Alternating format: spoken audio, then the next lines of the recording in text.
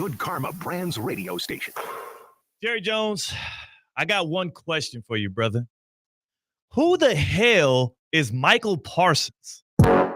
Live from the Anajar and Levine Accident Attorney Studios. The man your man could smell it. Theo Dorsey is theoretically speaking. But are you a different animal and the same beast? Streaming live on YouTube. You're gonna break up with me because of what I do on the radio? Here's Theo Dorsey.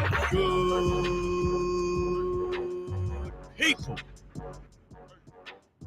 It is your boy Theo Dorsey. It is a football Friday. It is a feel-good Friday, and I apologize to my Dallas Cowboys fans because I know you don't feel so good today. You don't feel good on this Friday, but it's okay.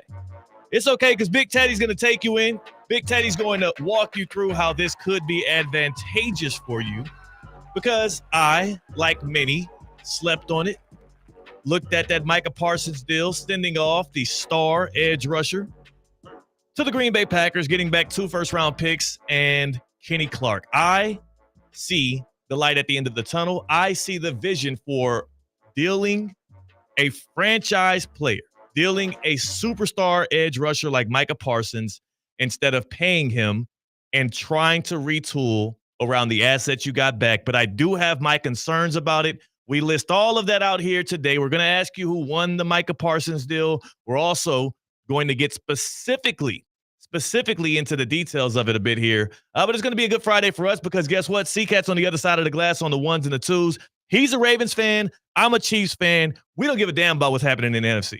It don't matter to us. No, that's minor league football. Yeah, like it's easy for us to look at it and say, okay, I like this part. Oh, I like that over there too. It doesn't really matter because the NFC is going to make it to the Super Bowl.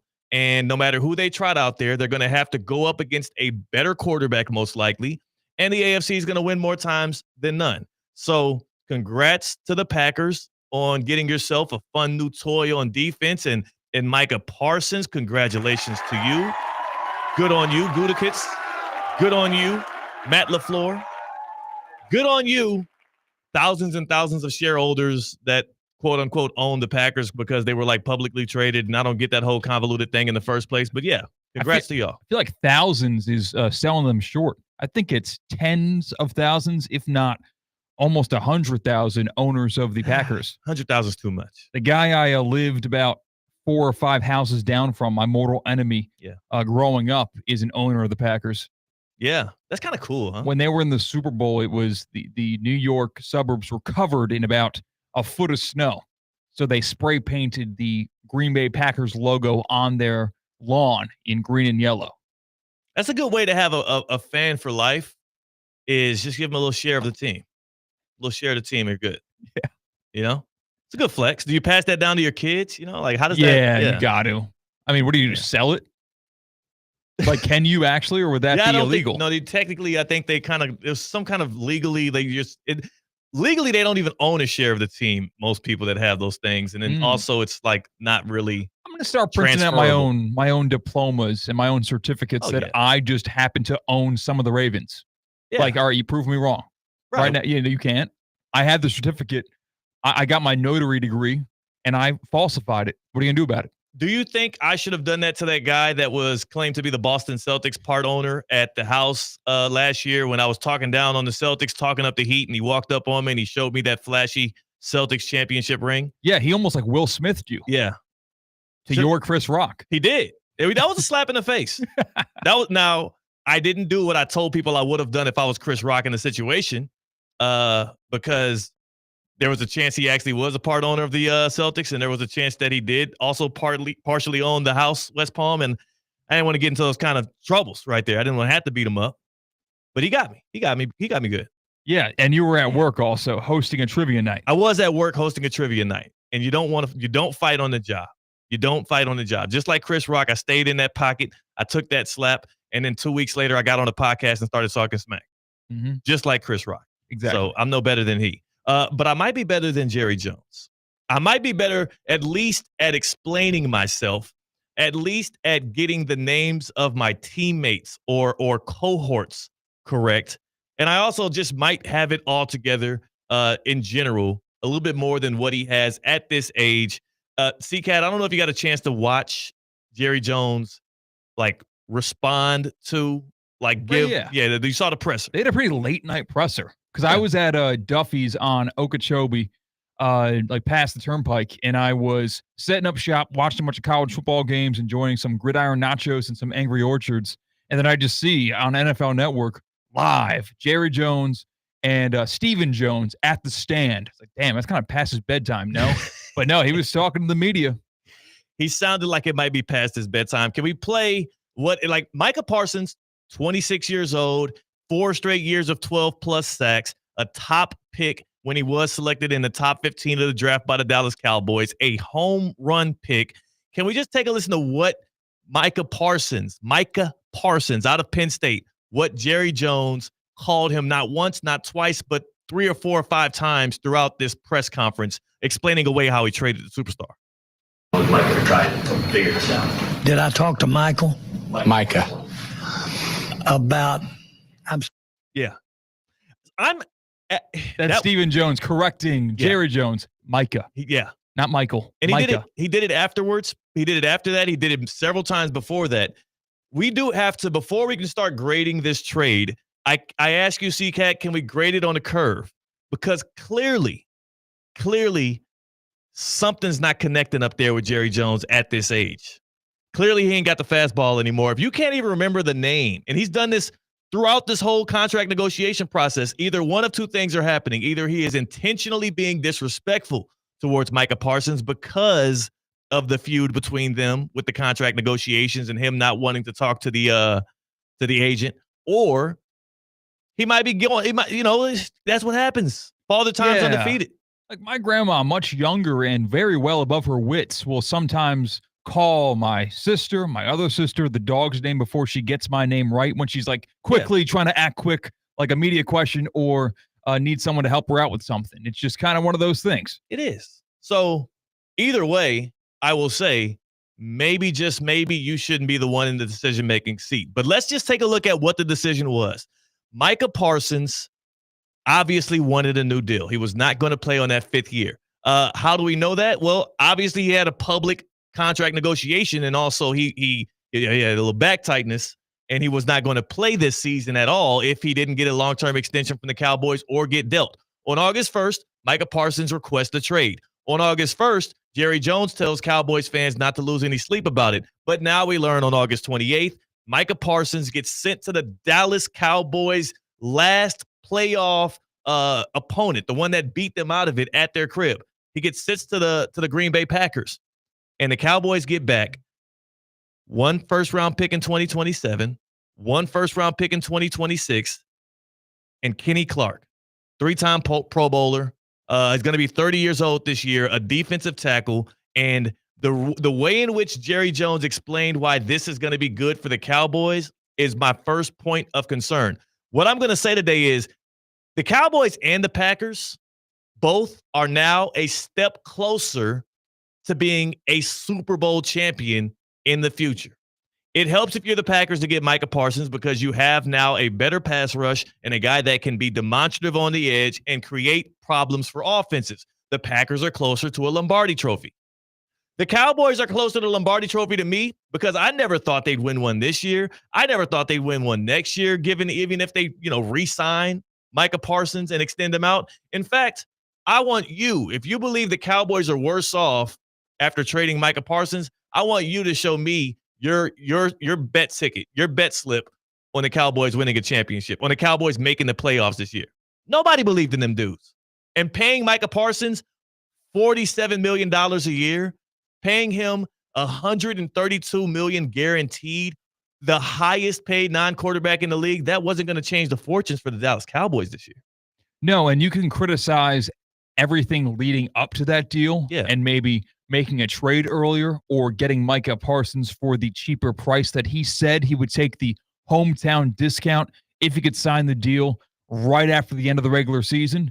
But that didn't happen. So we got to deal with what we have now. And with what we have now, I'm lockstep with you, Theo. I don't really have a problem with anything the Cowboys did in terms of the package they got back and even who they traded him to. Yeah, it's a good deal. It's a good deal for the Cowboys. They get to now try and reset their team around 4 first-round picks over the next 2 years, and you get Kenny Clark in the middle. Here's the one issue I have with it. Jerry Jones seems to be trying to play both sides. Jerry Jones seems to be trying to do what the Golden State Warriors did. What the two timelines thing, building for the future, but then also trying to win now. You're locked into a mega deal with Dak Prescott. You just re-signed CeeDee Lamb, and apparently Jerry Jones, his most favorable asset, it seems like he likes from this deal, was changing out a pass rusher for a run stopper in Kenny Clark. And I'm not just saying this as somebody who is trying to overanalyze the situation. Take a listen to Jerry himself talking about one of the key proponents to him making this deal with the Packers. It is going to be the deal that he went long on this. Jerry went a little long on this, but it is going to be him explaining away why Kenny Clark was integral, and then also why he felt like Micah Parsons was expendable. Specifically, we need to stop the run. And we haven't been able to stop the run at key times for several years. And when you have the kind of extraordinary pass rush that Michael had, then the way to mitigate that pass rush is to run at you. If the pass rush doesn't get you ahead pretty big time, and you're playing even or behind, then you've really got a problem in stopping the run. And so we have felt as we... Yeah, he keeps around. He's getting old. He's getting up there, a little long in the tooth. Jerry Jones thinks that, and this is funny, and this is why it sucks for Cowboys fans, because if you're a Cowboys fan, it's likely you're a Dallas Maverick fan. And if you're a Maverick fan, this sounds very similar to just 6 months ago, when in the middle of the night, you had your franchise superstar, Luka Doncic, traded away to the Lakers, another big brand in your sport. And what was the reason given by Nico Harrison, GM of the Mavericks at that time? Defense wins championships. Ran it back. And you know what? Running the damn ball, as far as stopping those that run the darn ball, with what Saquon Barkley and the Eagles did last year. So maybe that's some of the rationale being put forth. It's also how the Packers beat the dog crap out of them in the playoffs a couple years ago. People will look back on it and say Jordan Love beat Dak Prescott. No. Aaron Jones was the guy that was hammering. I think he scored the first couple of touchdowns of that game, and the Cowboys never really recovered. Like the literal way in which you can beat the Cowboys over the past couple of years has been twofold. You run the ball on them, and then you force them to try and run the ball themselves. They've had a weak ground game on offense, and they have been very penetrable when it comes to stopping the run. So it kind of, just like what Nico Harrison was saying with the Mavericks, it makes sense based on how you are excusing it. Here's the thing for the Cowboys, though. If you make this deal and you get a 30-year-old defensive tackle who you hope to get maybe 2 or 3 more years out of, you're locked into Dak Prescott, who is a 32-year-old quarterback being paid $61 million a year. And you also have a team now where next offseason you might have cap space, but you also have more guys that are going to come up that you're going to have to extend or maybe do this whole song and dance with all over again.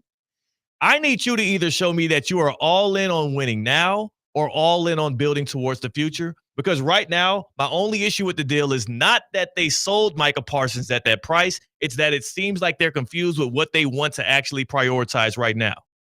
Either if you're going to do that, you're going to invest in a 30-year-old defensive tackle and you're trying to stop the run, you're trying to tell me that you're trying to contend today. So then, Jerry, how about you look towards the Cincinnati Bengals, who don't want to pay Trey Hendrickson, and you say, oh, I have a first-round pick now that I can sell you to bring in that now 30-year-old pass rusher who just led the league in sacks last year, who clearly the Bengals don't value enough to give a multi-year extension. But you have the cap space to do so, and he'll be a lot cheaper than Micah Parsons. Oh, if you're Jerry Jones now, too, and you have these 4 first-round picks in the next 2 years, I don't want you standing at a podium and answering questions about how you can draft Pro Bowl-level talent in the back end of first rounds, which we know you can do. I mean, you're Baltimore Ravens. This year, y'all got Malachi Starks as a safety, but the year before, Kyle Hamilton. Or was that 2 years before? Kyle Hamilton in the late 20s. And he's a dog. He's an all-pro safety and a guy that just got a $100 million contract. It can happen, But that by the time those guys pan out, Dak Prescott is going to be in a retirement home. Either all in or sell for the future. That is the next move for the Cowboys. That is how I will be able to judge what Jerry Jones and the Cowboys reaped from this trade. But as things stand today, I didn't think the Cowboys could compete for a Super Bowl this year. I don't think they'll be able to compete after Micah Parsons. And for everybody that's trying to tell me that the Packers are now a favorite in the NFC, like, we saw Micah Parsons in a playoff game literally with the Packers on the field. And it was a bit of a non-factor. We've seen Micah Parsons, and I'm not saying that this is his fault. I'm saying that is a position that is easy to nullify. It's great, but it's not the one huge thing that is going to always just get you over the hump. You need a good pass rush. The Packers are closer to being better this year. I am not going all in on saying the Packers are now a favorite out of the NFC. They can't even get out of their own division. The Packers were the third best team in their division. Like you said last year, definitively. They got bullied by the Eagles. They did not have a better season than the Vikings. And the Lions were still right there. They were an NFC favorite for a long period of time. I'm not ready to do anything. Like, it is ludicrous to me that people are changing their opinions on the fate of the Packers season on one player's acquisition, and he's not a quarterback. No. He's a very strong impact player, and I will always sing the praises for Micah Parsons as a player. Yeah, but we he are. is not, exactly. Yeah. He is not a one-man defense. It's a two-man. You know, he's a one-man that kind of acts as two guys in the field because of how sideline to sideline he can play. He's really good. He's so good, but he's just not Super Bowl good. He's not, oh, we got Micah Parsons. Here we come. They'll sign us up. Are you better now today? Sure. But then again, look at what the Cowboys just said was their biggest flaw with Micah Parsons. Stopping the run. Yeah, and also, I mean, look at the NFC, the top teams in the NFC. If Jordan Love has the same season he had last year, it changes nothing with the acquisition of Micah Parsons. No. It's very boring and it's a very dull reality to realize, but so much of your season's fate is on the protection of your quarterback and how your quarterback does perform. Speaking of, the Packers are in the NFC North. They finished third last year, 11-6. The Lions were a 15-win team last season. I understand they lost their coordinators. I believe people try to do the parallel. Oh, the Eagles lost their coordinators and they became terrible. The Lions lost their coordinators and the same thing's going to happen. Hey, I believe more in Dan Campbell than I do in Nick Sirianni. That's more of an indictment on the head coach and the hiring of the new coordinators than it is an indictment on the ability to bounce back after losing coordinators. We see teams do it all the time. We've seen Bill Belichick do it. We saw the Tampa Bay Buccaneers and Todd Bowles back-to-back years. You lose Dave Canales. You lose. You've lost Bruce Arians as the Buccaneers did before that, and then you lose just now Liam Cohen. We'll see how the Bucs bounce back. Many people expect them to be just as good. You can, if you have a good franchise, a good organization from top down, and a good leader at the head coach position, you can lose your coordinators and everything won't fall to shreds. I don't expect that to happen to the Lions. The Lions will be good. Plus, they get all the defenders. Like, remember at the back end of the year, the Lions won 15 games, and I think they had like 15 defensive players who were out for the rest of the season at one point. Like, literally had so many dudes on IR that it was starting to get a little ridiculous. All those guys are coming back, including the guy with the shortest odds to win Defensive Player of the Year in Aiden Hutchinson. Talk about adding an edge rusher. The Packers went and bought an edge rusher and lost Kenny Clark. The Lions are adding Aiden Hutchinson. Like, is that not going to change anything? Are we not counting for that? Is that doesn't matter anymore? It definitely should. I just don't understand. I don't understand how we're discounting that. If we're saying the Packers got better because they have Micah Parsons, well, now the Lions have Aiden Hutchinson, who is the odds-on favorite to win the Defensive Player of the Year. See, I don't know, Theo, you mentioned something before about maybe the Cowboys using the draft capital that they got and taking Trey Hendrickson off the hands of the Bengals. Yeah. I don't think that's necessarily the move to make. I don't think you half commit to this rebuild, reload situation because if you're not going to spend $47 million on a pass rusher, I don't think you also should be spending $38 million or 35. 35. That doesn't feel like it's That's $15 million in cap space, though, that you're able to maneuver other places and fill other gaps. I think that's actually. But that's also draft picks that you would be losing in order to be able to pay someone multiple picks. It wouldn't take multiple picks. And also, Trey Hendrickson, I think, will be expensive because he's going to look at his numbers last year and say, well, they kind of are better than Micah Parsons last year. He's older. He'll be 31. You're right. Why can't Trey Hendrickson get signed today? Why didn't nobody trade for him in the open market? Because the Bengals did say we are open to taking calls. The day that we learned the Cowboys were receiving calls, the deal got done. The Bengals said the same thing about a week and a half, 2 weeks ago, and Trey Hendrickson is now just playing on a reworked deal. By the way, the Bengals actually have the ability to franchise tag him again next year. I do think that they maybe hopefully they let him finally free. Because for Micah Parsons, he's the biggest winner out of all of this. He got the bag. He got the hell out of the circus. And now he's going to a team that he actually really likes secretly. Remember, he had that little love affair with Jordan Love during Super Bowl week, and we talked about that here on this show, theoretically speaking. I'm like, why is Micah Parsons publicly flirting with the quarterback for the Packers on his live podcast during Super Bowl week when both the Packers and the Cowboys should feel like they have the kind of teams that should be there playing? Him and Jordan Love were up there, in the words of Kendrick Lamar, hugging and kissing on stage. And now they're teammates. Micah is extremely happy. He goes to an organization that is serious about winning.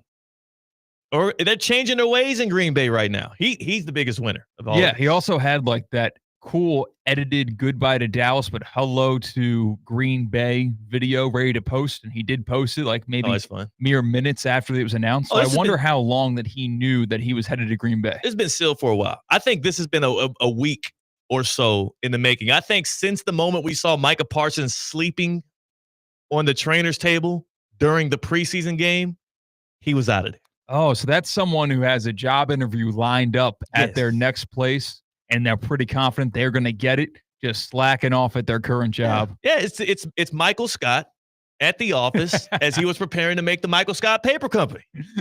Yeah.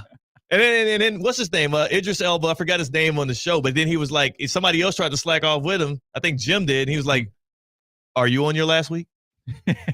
Somebody else tried to sleep on that table. You're not getting away with it. Charles is his name. Yeah, Charles. Idris Elba. Jim Halpert tried to be like, "Oh, well, Mike, are you on your last week? Well, you get back to work." He's allowed to sleep. Oh, and guess what? Michael Scott. Wow. Michael Parsons. How about that? Maybe that's why Jerry Jones was calling him Michael Parsons. Whoa. He was pulling a Michael. Yeah, this is some deep stuff. I said he didn't have his fastball. Well, damn it. He out here throwing corkscrew. I didn't even realize he was throwing a corkscrew. Deep in his bag. Yeah, loading up draft capital. It would be nice for Arch Manning to stay in the great state of Texas. Stop it. Doesn't have to go into next year's draft. Maybe wait for the year following. Have you seen the numbers on Dak Prescott's contract? Then again, when have the Cowboys ever moved on from a guy they paid a lot at the quarterback position for a rookie? Wait, didn't that happen to Dak Prescott? That was replacing Tony Romo. That was injury induced. That was Tony Romo got hurt. That's okay because Dak Prescott never gets hurt. Arch Manning isn't lasting until the fourth round. I got news for you. He's not. I think we could. I think Jared Jones is powerful enough to put out a Shedeur Sanders type hit on him. Yeah. You're right. You're right. Arch Manning stood on the desk and just berated our front office. Yes. He mooned us like. Oh, but you know what, too? The Mannings have a history of forcing their way successfully into situations they want to, and Eli Manning, whereas Deion Sanders, Deion was like, yeah, certain teams I ain't going to let my son go to. And then by day 2 of the draft, he was like, would any team please draft my son? Would somebody please end this? I don't know if the Mannings are going to be in that same scenario. I don't think that they're going to be desperate. I think Arch will go in the first 3 picks at best.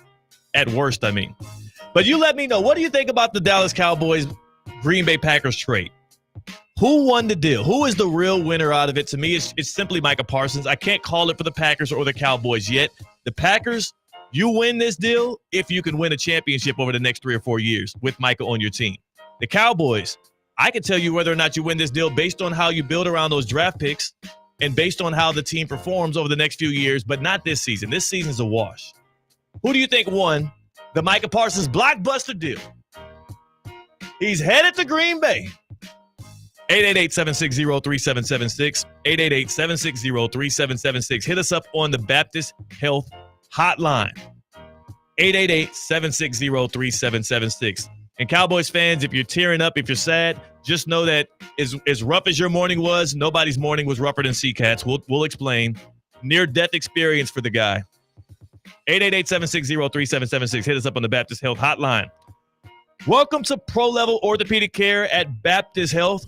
From sports injuries to everyday aches, our expert team delivers the same advanced care trusted by the pros. Get back to the life and the activities you love. Learn more at baptisthealth.net/ortho. Michael Parsons, Green Bay Packer. First-round picks headed to Big D. Who won the deal? We take your point of view on it on the other side. That's CCAT. I'm Theo Dorsey. We're Theoretically Speaking on ESPN 106.3. Live from the Anajar and Levine Accident Attorney Studios. Anajar and Levine Accident Attorneys. Call 1-800-747-FREE. This is ESPN 106.3. What's the Anajar Levine difference? When you're injured in a car crash, we focus on your case so you can focus on the one thing that matters most, getting better. I'm Glenn Levine with Anajar Levine. We'll fight to get you the maximum compensation you deserve. Call our legal team right now for a free consultation. 1-800-747-FREE. We'll help you take back control of your life. Call 1-800-747-FREE. That's 1-800-747-3733. In office, West Palm Beach. Your golf tip of the day is presented by the Club at Lost Lake in Hope Sound. Side spin is never good for a putt. Even the slightest rotation left or right can knock your ball offline by feet. To avoid slicing your putt, draw a straight line all the way around your golf ball. Place the ball on the green with the line pointing directly at the hole for a relatively straight putt. When putting, use a smooth pendulum stroke. Hit the ball so that the line rolls end over end. If the line wobbles, side spin is affecting your putt. A great way to practice is with the push drill. Place the putter directly behind the ball and push it straight toward the hole, focusing on a smooth roll. Once you master this, gradually add your backswing to perfect your stroke. A ball that starts online tends to stay online, so take the time to align your shot carefully. Trust the process, and with practice, your consistency will improve dramatically. Remember, every detail matters when it comes to precision. For more on memberships, visit theclubatlostlake.com. ESPN West Palm and Tullamore are kicking off the football season at Tin Roof Delray. This Sunday, watch Miami versus Notre Dame with the ESPN West Palm Street Team from 6:30 to 8:30. Enjoy Tullamore specials, green tea shots, doing a brew, Tully and tenders, plus score prizes like Tullamore cornhole kits. Miami, Notre Dame with ESPN West Palm and Tullamore this Sunday at Tin Roof Delray, 8 East Atlantic Avenue. Tullamore triple distilled blended Irish whiskey. Experience the power and prestige of the new 2025 Range Rover Sport P530 Dynamic SE. Now available for lease at just $15.29 a month for 36 months. With $89.95 due at signing, you'll be behind the wheel of true luxury and performance. But hurry, offers like this don't last forever. Visit Land Rover Palm Beach today and drive the future of sophistication. Land Rover, above and beyond. Overheard at the Hard Rock Bet Party. No, you see, you get $150 in bonus bets after your first $5 bet hits. Did somebody say hit? Whoa, Ray Lewis? We were just saying if your bet hits. Huh. You know I love a good form tackle. We know, Ray. We know. Hard Rock Bet Sportsbook. Roll with us. New players bet $5, get $150 in bonus bets if you win. Payable in bonus bets, not a cash offer. Offered by the Seminole Tribe of Florida. Must be 21 and up and physically present in Florida to wager. Terms and conditions apply. Concerned about gambling? Please call 1-888-ADMIT-IT. Summer's winding down, and we know you want to enjoy what's left of it. But before you celebrate this Labor Day weekend, plan ahead and know all your options. If you drink, don't get behind the wheel. Instead, designate a sober driver or catch a ride service. And if you are the designated sober driver, commit to staying sober. Celebrate responsibly and remember to drive sober or get pulled over. This message brought to you by the Florida Department of Transportation. This fall, the Sandman, Adam Sandler, You're My Best Friend Tour. I feel like we're very good friends now. Kaseya Center, September 7th. Get tickets now at Ticketmaster.com. Now is your chance to embark on a behind-the-scenes tour of Miami's premier sports and entertainment venue, Kaseya Center, home of your three-time NBA champions, Miami Heat. You will feel like you're about to suit up for Heat head coach Eric Spoelstra when you step inside the iconic Miami Heat locker room. Visit KaseyaCenter.com/tours to book your guided tour now. It's the summer clearance event at Greenway Kia of West Palm Beach, and they need to sell 250 new Kias by month's end. This week, you can see the savings because the factory invoices right on the windshield of every car in the showroom. Get up to $11,000 off MSRP. New Tellurides from $38,998 and lease the 2025 Kia K4 for just $199 a month with $34.99 due at signing. Plus, get 0% financing and up to $6,000 over KBB value for your trade. Open daily at 7:30 a.m. with no hidden fees and no surprises. Visit GreenwayKiaWestPalmBeach.com today. We want to see you in a Greenway Kia. With approval to KFA, stock number SG005991, MSRP $45,235, 10,000 miles per year, plus tax tag and $999 admin fee. Discount includes all Kia factory rebates to dealer. Negative equity refinanced. Offers don't combine. Expires 9/15/25. We want to see you in a Greenway Kia.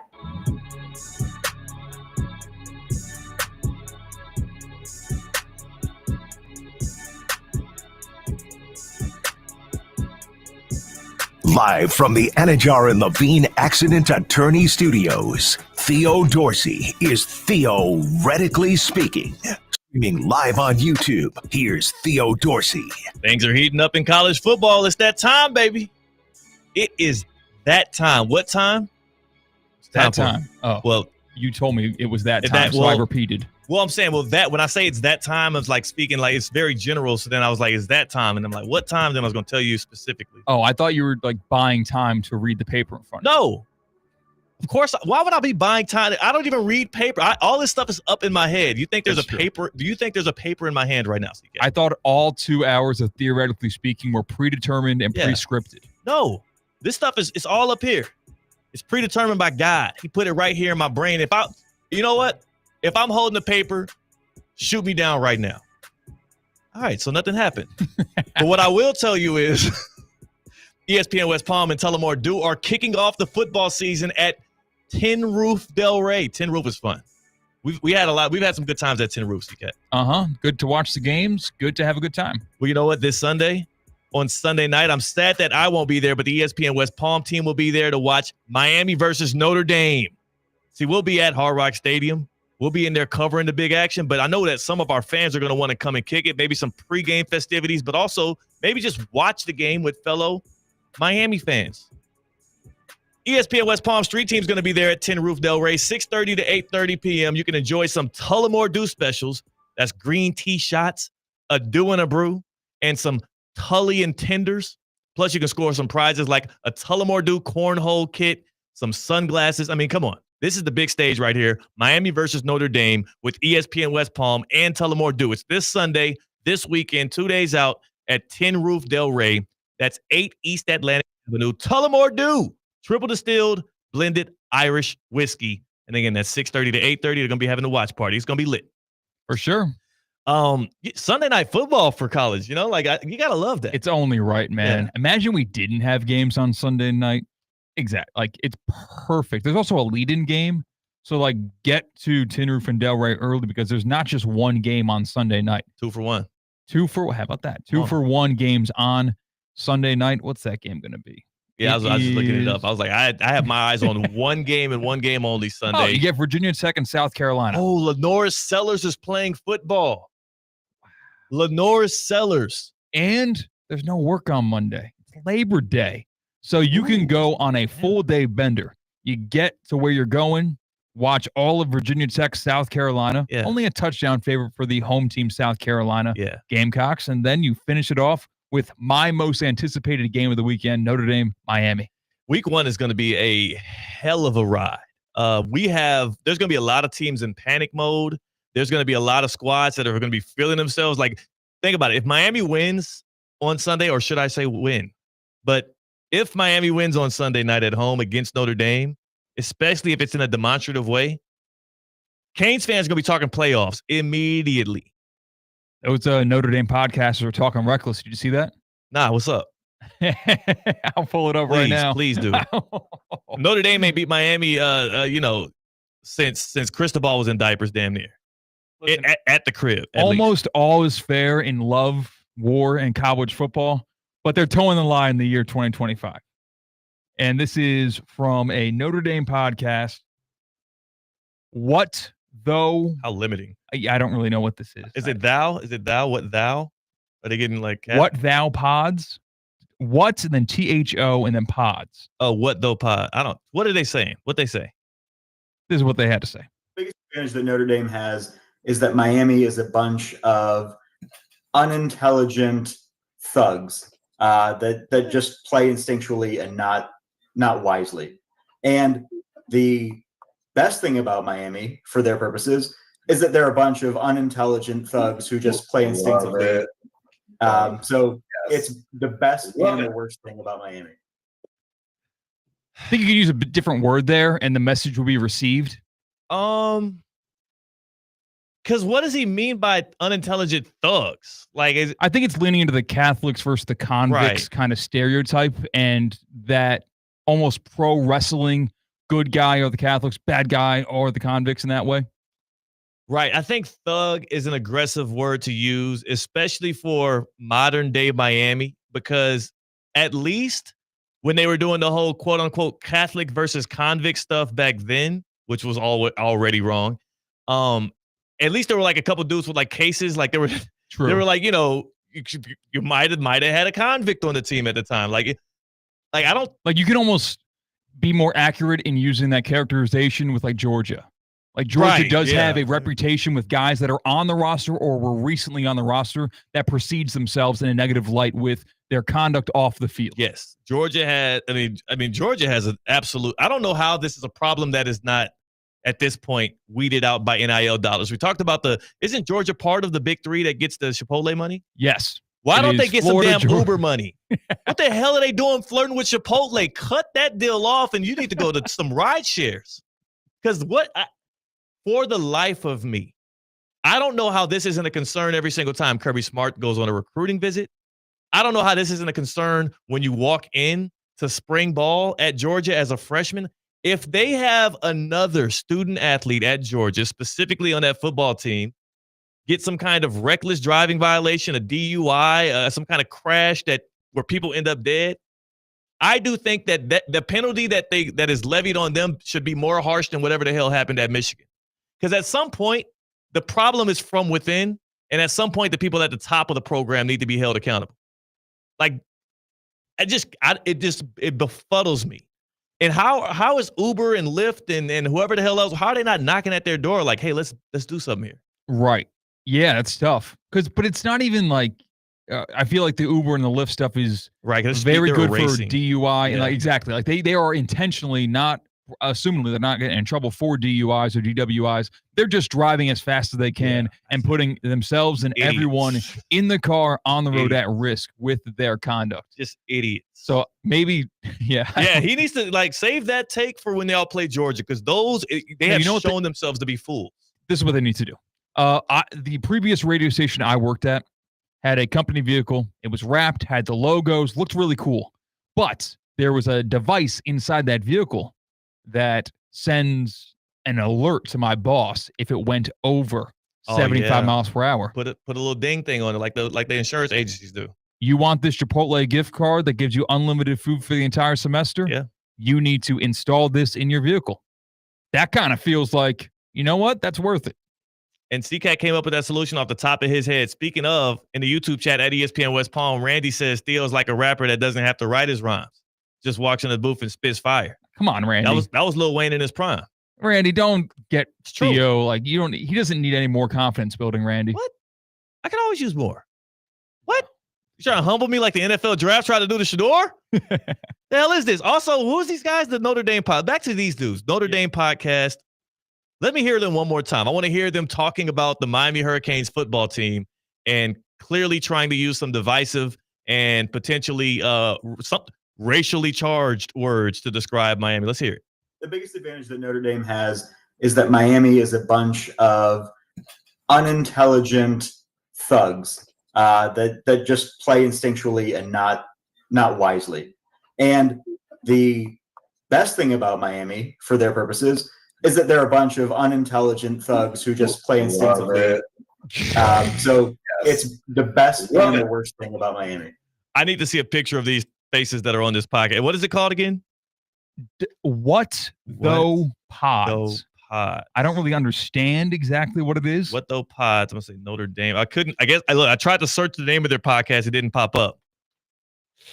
It's making the way around the block on Miami Twitter, and people are not very happy about it. I can't even find these guys. Complexion of these guys, please, C-Cat. Just curious. Come on now. Okay, so we don't even have to say it. Oh, maybe you could have. I mean, if you want to go into stereotypes, do we know Notre Dame? Oh yeah, that's true. I mean, nobody cares, man. That doesn't even offend me. That doesn't even rile me up, honestly. Like, does it motivate you?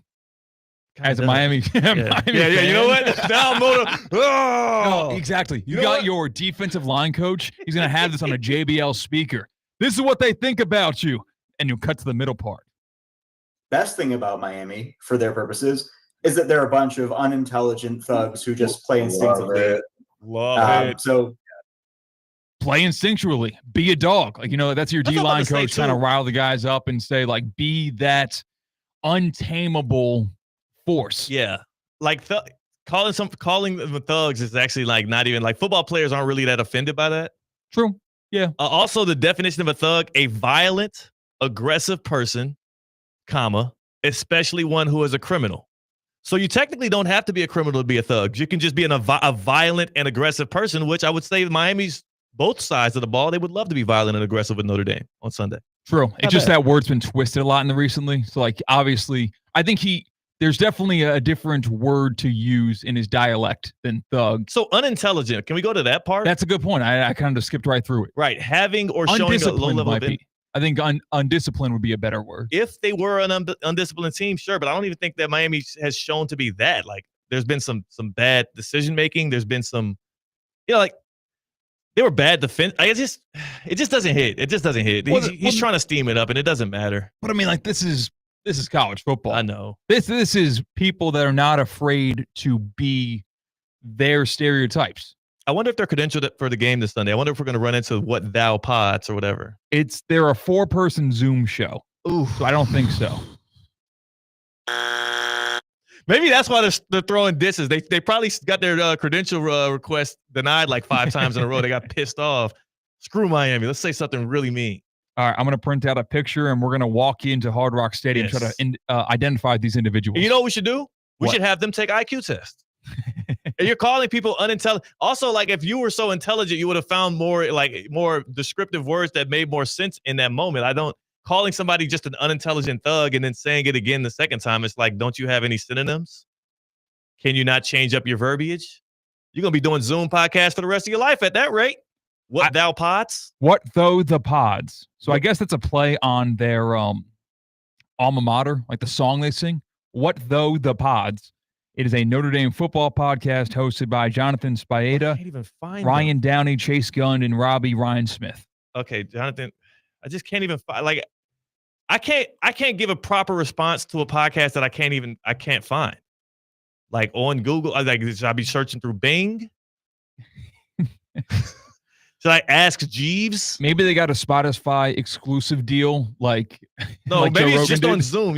You have to watch them live on Zoom. Oh, I see. It's on Patreon. You got to like pay for, and then you watch it with 2 other people. Are there? Do you see their little names, the Zoom names at the bottom left of each of their boxes? They do, but they're not using their own names. I don't really understand it. They instead of naming themselves, it said more like Yacht Rock Stadium, Catholics greater than convicts. Cat 4 coming to Miami. Their names. Yeah, these are the names that they put in themselves. Goofing off. And then congrats to Tavis. Congratulations to Travis Kelce and Taylor Swift is one of the guys choosing to use his. Oh, so that's like their cutesy thing, like how Tony Kornheiser or was it Woody Page had the whiteboard. Yeah, the whiteboard behind him, of course. Yeah, these guys suck. Unentertaining and unintelligent. Not necessarily thugs. Maybe dorks will be the way in which I define them. But hopefully they get better, and I wish the best for them in the future. They're going to have a rough Sunday. Joining forces in this one. One common enemy. Yeah, I know. Notre Dame. Look at that. I Penn State can't fan wait. and the Miami fan with the meme where they're shaking hands. Exactly. The Bloods and the Crips tying together the bandanas. We're tying our bandanas together. We got to get that's what we'll do outside of Hard Rock Stadium on Sunday. We'll get our school's bandanas. We'll tie them together and pose for the pick. Screw Notre Dame. We're going to go get them on Sunday. We got to get around on the other side. Yeah. So we need to get to that. So let's go to break. Jonathan Zaslow scheduled to appear with us a little later on, right? You got him at 3. ESPN Radio's on. Jonathan Zaslow going to join us at 3. We're talking some college football today. I know we're 6 days out from the NFL draft, from the kickoff to the NFL season. I know that we are less than 24 hours from learning about Micah Parsons' blockbuster deal headed to the Packers. I still don't – people are trying to comp it to the Luka Doncic trade. The Luka trade was much more surprising. It also is going to be much more impactful to both franchises in the NBA than what Micah Parsons is with the Packers. I don't even think that the Micah Parsons trade was the biggest trade of this calendar year in the NFL. I'll get to that as well. We can act all shell-shocked. I think there's a different deal that went down that is going to send more shockwaves through the annals of NFL history than what Micah Parsons to the Packers does. It just don't move the needle like that. You know what does move the needle? College football in December. Mm-hmm. The Boca Raton Bowl, we know is going to be December 23rd. But how about the Great Chef's Tailgate? The annual Boca Raton Bowl, ABC Supply Company Great Chef's Tailgate. That's going to be September 10th. That is going to be Wednesday from 6 to 8:30 on September 10th. Join myself and the good people around college football and around ESPN West Palm at the Boca Raton Innovation Campus in Boca Raton. Dozens of local chefs, breweries, and cocktail masters going to be serving up some tailgate classics and really get you into the college football feels of things. You get all the food samplings, entertainment, beer, wine, cocktails, soft drinks, all of that comes with your ticket. How do you get a ticket? It's easy. Go to spiritofgivingnetwork.com/events. That is spiritofgivingnetwork.org/events. Purchase your tickets today. Pull up on us. It's the annual Boca Raton ABC Supply Great Chef's Tailgate. Your boy going to be on the microphone. It's going to be a great time with some good eats and some good drinks. Pull up on us. And CCAT, like I said, this year we're getting you in that door. We're going to get your stomach full. Thank you. We're theoretically speaking on ESPN 106.3. Live from the Anajar and Levine Accident Attorney Studios. Anajar and Levine Accident Attorneys. Call 1-800-747-FREE. This is ESPN 106.3. Kaiser University's flagship campus. The 100-acre residential campus at 2600 North Military Trail in West Palm Beach extends Kaiser University's educational offerings to over 100 degrees. Kaiser University also has an athletic program with 26 national championships, including back-to-back-to-back lacrosse titles, and they just won their first ever national championship for men's tennis. Visit KUSeahawks.com for the latest on the championship flagship campus of Kaiser University. Looking to elevate your brand? Whether a small business, a nonprofit, or a national event, Team IP has you covered. Our corporate and digital divisions offer custom apparel, promo products, and POD e-stores with no inventory, no warehousing, and no fulfillment hassle. Just thousands of brands and options at your fingertips. We're proud to be partners of ESPN West Palm, and we're ready to be on your team. Visit teamip.com, where teamwork makes the dream work. Let's go to the Rapids. Go splash, go wild, go together.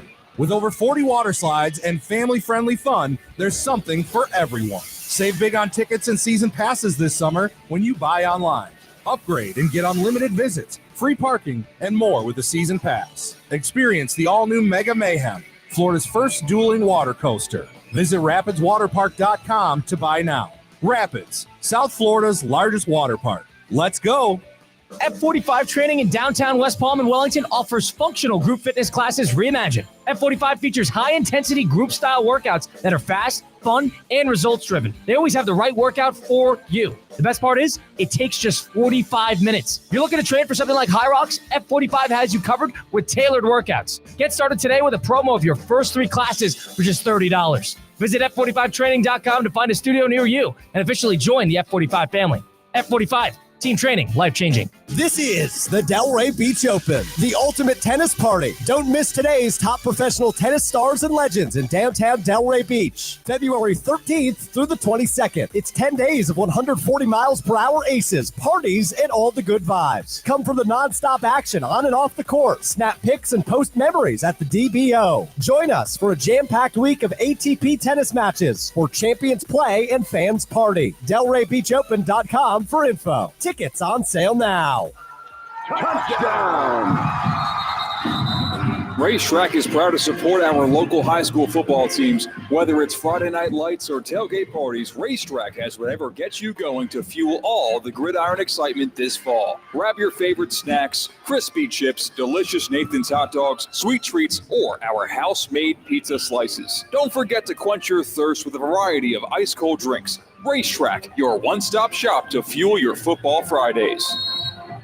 Mike Rizzo here with the Sports Business Minute presented by the Florida Atlantic MBA in Sport Management Program. So after both sides not seeing eye to eye on their TV partnership, ESPN and Major League Baseball have an agreement. ESPN is going to take over the MLB.TV streaming platform and in-market streaming rights for 5 baseball clubs. It also came out that Major League Baseball is going to be in business with NBC. NBC will broadcast the Sunday Night Baseball package previously aired by ESPN. So a lot of questions getting answered for Major League Baseball and their TV partnerships. This is the Sports Business Minute presented by the Florida Atlantic MBA in Sport Management Program. Accelerate your career in sports with the program committed to developing top-notch executives and managers with a focus on the job placement for students and graduates. The Florida Atlantic MBA in Sport Management Program.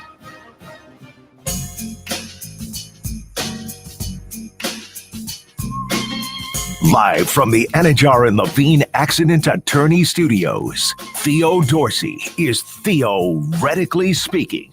Streaming live on YouTube, here's Theo Dorsey. I don't know, man. Micah Parsons is extremely good. Micah Parsons is a great player. I'm not doubting that at all. Do we think he's $6 million a year better than Myles Garrett? No. I don't think so. I would not say so. Yeah. But you know who really is going to take it from this as well? That's going to be really hurt. And this is probably another benefit for the Green Bay Packers. The Packers went $6 million over market. Micah Parsons getting paid $47 million a year. The next highest paid, I believe, T.J. Watt at $41, just above Garrett. It's just the order of these guys. Yeah, though? It's an order thing. But guess who's next? The Lions are screwed. But you know what? They've got the cop out on Aiden Hutchinson. You got hurt, dude. Well, no, he gets a full year. Aiden Hutchinson is going to be going for the Defensive Player of the Year this year, so he can make sure that bag is extra hefty. They might, and he's younger as well. They might have to pay Aiden Hutchinson because Micah Parsons is already getting quarterback money. They might have to pay Aiden Hutchinson $50 million a year. Now that is going to be tough, and they love him out there. He's a Michigan dude. He's a hometown hero. They can't let him walk. They can't trade him away. That's going to get ugly. I feel like this pendulum is swinging to where if I'm an NFL franchise, let me please draft a great pass rusher, develop a great pass rusher, rather than pay a pass rusher. Like I'm with Jerry. What do you do with him? Yeah, I know. That's what I'm saying. I'm with him. What do you do though? Because the numbers are getting astronomical. Remember what the Chiefs did when Tyreek Hill won the big deal? They traded him off. They went off and won 2 Super Bowls. Now Dak Prescott is no Patrick Mahomes. And Brian Schottenheimer is a far cry from Andy Reid. But all I'm saying is it can be done when that position starts to get a little too lofty in value and you feel like you can make up for it elsewhere. It can happen. Cowboys fans, not time to panic yet. The Safebound Get Around is brought to you by Safebound Moving and Storage, South Florida's most trusted moving company. You're safe with Safebound.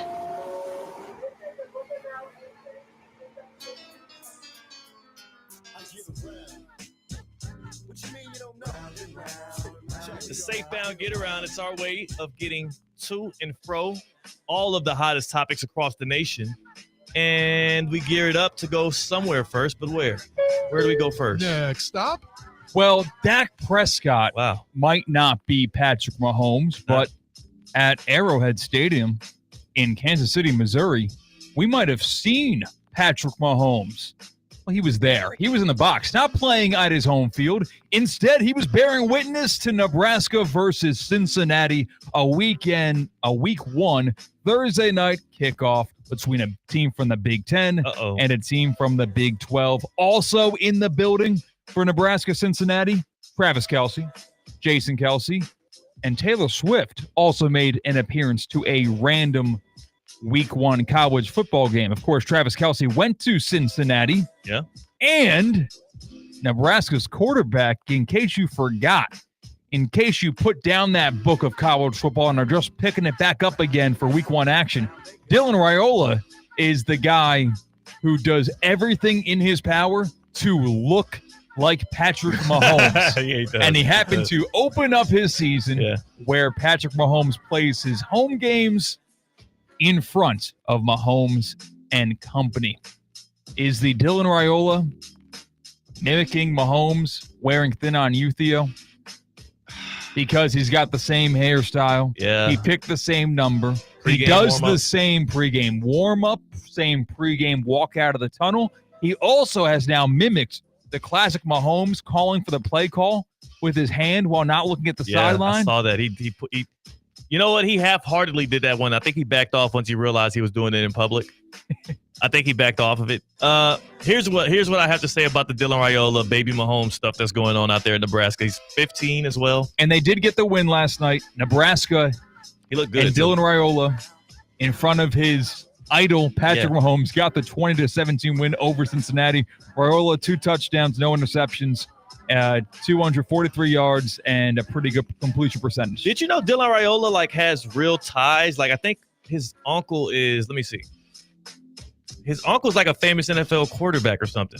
Okay, so he's related to some. He's related to a famous quarterback. I can't remember. I can't find it now. But yeah, he has some football ties within the NFL and whatnot. Here's what I'll say. You left out one connector from Chiefs to Nebraska that I want to give a shout to, and that is the defensive line coach for Nebraska, the Cornhuskers defensive line coach, Terry Braden Jr., Riviera Beach native, former Inlet Grove quarterback, and then former Inlet Grove coach.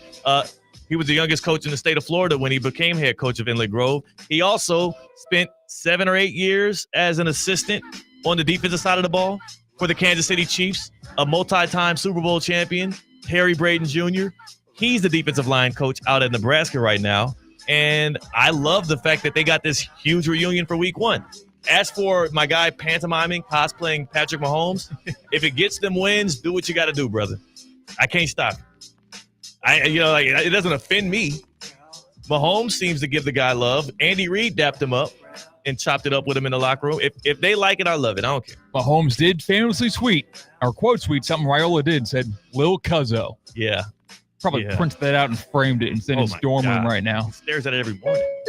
Next stop. Let's go to West Palm Beach because now who's from around here is legendary Florida State quarterback Jordan Travis, who tragically broke his leg on the final regular season game, the second to last regular season game of the year for Florida State's undefeated season. And, Jordan Travis did announce his retirement from football in the last 6 months.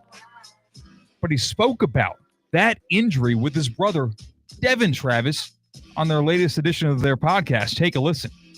Felt my leg snap, didn't feel like anything. And next thing I know, I looked down and my leg looked a little bit different. So I turned to the sideline and I want to show everybody what my ankle looks like. I mean, that was just the first thing that came to my mind. I'm not in any pain, but that moment was one of the craziest moments of my life. I wouldn't change a thing. Like people say, could you go back and change it? No, bro. It's made me stronger. And I think this is my chance to help somebody else, bro. You feel like Superman. You're at the high of your life and you feel like you're on top of the world. And sometimes it takes a little bit of humbling. I needed to be humbled. I was living a life where it wasn't who I was. I was different, bro. I wasn't Jordan myself that looked up to you, that mom and dad raised. And that was the biggest thing for me is looking back is was I living the life? No, I was getting drunk a lot. I was going out too much. I wasn't living a life that I wanted to live. So that was my humbling moment, bro. And I'm grateful, bro. I'm back down to earth and going to church every Sunday. And I'm just freaking blessed I'm here. Yeah, and he's also not cussing at all. All the frickins in there. From BYU. Yeah. Jordan Travis, man, like, dude's a legend. This is one of the first times he's spoken publicly about that. He did so, like you said, on his podcast, the Travis Take Two podcast. That is the debut of the Travis Take Two podcast. Shout out Devin Travis, who's been here on Theoretically Speaking with us, who does, obviously, color commentary for college baseball for ESPN as well. Did the Little League World Series. Big shout out to them. You know, Devin's career was ultimately derailed on the back end in Major League Baseball by injuries. Jordan Travis's infamously as well. They are launching this podcast, I think, to shine a light on some of the things that athletes go through, especially them. They have a big Knowles backing and whatnot. So I'm looking forward to seeing how more of these podcast episodes go for them. I will say for Jordan, him talking about snapping his leg and immediately trying to show people, and like, what the hell is that? It's like almost like, you know how people like, I smell something really bad and they want somebody else to take a sniff? No. If the smell is disgusting, keep it away from me. C-Cat, if you have a horrible, disgusting injury or something like that, I don't want to see it. Just tell me about it later. Yeah, but you got to share what you can't believe with everybody else, because it's kind of unfair for you to be stuck with an injury and not have someone else negatively impacted by it as well. No, I'm good. No need to add insult to injury. Glad to see Jordan Travis doing well. Glad to see the podcast launched. Not happy to hear that he's out here. He was trying to show the guy, oh, look at this. My leg is falling off. No, we don't want to see that. C-Cat, that was a get around, the safe bound get around. That was good times. We got Jonathan Zaslow on the other side. Speaking of college football, this guy's he's the college football savant on ESPN radio. I mean, he's at the epicenter of the college football world as we speak. Wait, did they let him in the stadium, though? I don't know. We're going to have to find out. If Jonathan Zaslow is banned from not the Big House, but the Horseshoe, Ohio Stadium, as Ohio State looks to take on Texas in what is the premier matchup of the college football weekend, despite me and C-Cat saying Sunday nights is going to be better. We'll hear from him next. That's C-Cat. I'm Theo Dorsey. The happy hour also next on Theoretically Speaking right here on ESPN 106.3. Live from the Anajar and Levine Accident Attorney Studios. Anajar and Levine Accident Attorneys. Call 1-800-747-FREE. This is ESPN 106.3. Tina, I've been looking everywhere for you. Hey, Colin, what's up? How's the gym? It's been great. I'm seeing results. My sport-certified Vitacost products have made a world of difference. Oh, same. Isn't it great? Vitacost is basically the reason I've been able to keep up with Ironman training. Everything you need is in one place for my BCAAs, protein, and electrolytes. Best part, it's all clean and free of banned substances. Go re-up on your supplements today. Visit Vitacost.com and use code ESPN20 for 20% off. Level up your game with Vitacost. ESPN West Palm and Tullamore are kicking off the football season at Tin Roof Delray. This Sunday, watch Miami versus Notre Dame with the ESPN West Palm Street Team from 6:30 to 8:30. Enjoy Tullamore specials, green tea shots, doing a brew, Tully and tenders, plus score prizes like Tullamore cornhole kits. Miami, Notre Dame with ESPN West Palm and Tullamore this Sunday at Tin Roof Delray, 8 East Atlantic Avenue. Tullamore triple distilled blended Irish whiskey. This is the Inter Miami save of the game. Here's Ojeda. He has the ball left box. Ojeda! A very difficult angled shot. Ustari the save on the far post, sprawling, diving, and striking the ball with his left arm. That was a shot on target. Ustari equal to the task, and Inter Miami gives away a ball in its left defensive half, but a foul is called. Brought to you by PNC Bank. PNC Bank, brilliantly boring since 1865. A resort destination beyond compare, yet conveniently close to home. Breakers Palm Beach offers everything you desire with the service you deserve in a breathtaking oceanfront setting. Immerse yourself in unparalleled seaside glamour and enjoy all the Breakers has to offer as you create lasting memories with those who matter most. The best part, you don't have to travel far to feel worlds away. Visit thebreakers.com or call 1-800-BREAKERS today. The sounds of summer are all around us, whether it's an epic pool party or that road trip you've always dreamed of. The one sound that's there for every summer moment? The sound of an ice-cold Coca-Cola. This summer, pick up a Coke at your closest retailer and enjoy. Brought to you by Coke Florida, your local Coca-Cola bottler, serving local communities for 10 years. It's college football kickoff week on ESPN 106.3. College football is back. The rivalries, the pageantry, the jaw-dropping plays all kick off now. From the opening whistle to the college football championship, we've got every game that matters. Are you ready for kickoff? Tune in to ESPN 106.3 all season long. This college football kickoff week on ESPN 106.3 is brought to you by Twin Peaks, Bradley Heating and Air Conditioning, and the Boca Raton Bowl. Anajar and Levine. Call 1-800-747-FREE. That's 1-800-747-3733. ESPN 106.3. WESP Jupiter, a Good Karma Brands radio station. Time now for the coolest moment of the week. Presented by EDS Air Conditioning and Plumbing. EDS is yes. This from the start of the college football season, USF versus Boise State. The Bulls were up 10-7, third quarter, 8:28 to go, and on 4th and 5, a little surprise. Fake! He's got him! What a call! Singleton! Bulls! Touchdown! Lachlan Hewitt took his Sean Singleton a fake punt, 45-yard touchdown. That put the Bulls up 17-7. They went on to win 34-7. The best part about the fake punt is Lachlan Hewitt, not the backup, or excuse me, not the punter. He was the backup quarterback. Love it. Because of the fact that he was able to, you can, this is week one. Mm-hmm. You're not used to seeing who the punter is out there. I'm sure he looks similar enough, and it worked out. Touchdown. I know the game was close in that moment, but South Florida kicked the crap out of Boise State. Yeah. And now you can't use that play anymore. Damn, you're right. You're right. They thought they needed it. They were only up 3 at the time. They thought they needed it. They ended up literally taking him to the back shed afterwards. That is your EDS Air Conditioning and Plumbing coolest moment of the week. Looking forward to seeing even more cool moments from college football this weekend. And speaking of college football, we have a man that knows a whole lot about it and is going to be on the tour all year long for ESPN Radio. You know the guy.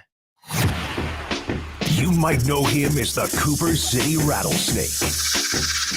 He's the human flamethrower of Miami sports radio. Hey, you could be a maniac without being a jerk. The preacher of the Pat Riley gospel. They don't complain. They don't make excuses. This is the NBA. Deal with it. The mayor of Dolphins Delusion. Can the Bills offense keep up with the Dolphins offense? And the only guy who can go from breaking down the Panthers' power play to cutting a full-blown Ric Flair promo. Woo! Jonathan Zaslow is the voice of the 305.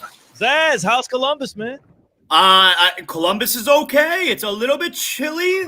All right. I packed appropriately. So we'll see how that goes tonight. But yes, I arrived in Columbus about an hour or so ago. Very excited. We got shows tonight. And then, of course, we got college football tailgate right outside Ohio Stadium tomorrow. I'm pumped up, man. Wow. So college football tailgate's taken to Ohio Stadium tomorrow. It must be a big game. Like, what's going on there? If we were doing big game or not a big game right now, I'm pretty sure, without giving away all the details, that's a big game, Theo. Yeah. Texas versus Ohio State. We get a 1v3 matchup. As I hear, Ohio State opened as a 3-point favorite 3 months ago. This seems like the money has been backing Texas. Texas, at some sports books, now the road favorite right now. What has been your feel around this showdown here as everybody's waiting to see what Arch Manning looks like now that the offense is his own? Yeah, it's interesting. I had this really cool note that I was going to be able to use on college football tailgate tomorrow, which was going to be that for the first time in history since the Associated Press started voting, which is back in like the late 70s, the number 1 ranked team in the country was going to be a dog in week 1. I can't use that note anymore. All right. So I used it with you by telling you I can't use the note anymore. All right. Oh, he's going to use it. Hey, CK, he's going to use it, isn't he? He's going to use it in that very way. You just been a practice rep on it. You're going to do it. That's right. I'm going to do the same thing. All right. So that was a great note, which I still get to use by telling you that I don't get to use the note. Yeah. Look, I'm super excited for this game tomorrow. I don't know. Like I don't want to be hyperbolic, but it feels like this week 1. I mean, when's there been a better week 1? You got 3 matchups this weekend with 2 teams that are both in the top 10, and And it's great because it starts off tomorrow at noon with Texas and Ohio State. And okay, then you get a little bit of filler in throughout the day. And then at night, okay, Clemson, LSU, great, take us home. And then Sunday, all right, get to relax a little bit. And then you get Miami and Notre Dame on Sunday night. It feels like an all-time classic week one is in front of us. It is. Actually, I feel like we can definitively say it. I don't even need to do any research. This is the greatest week one in the history of college football, at least with the stage that has been set.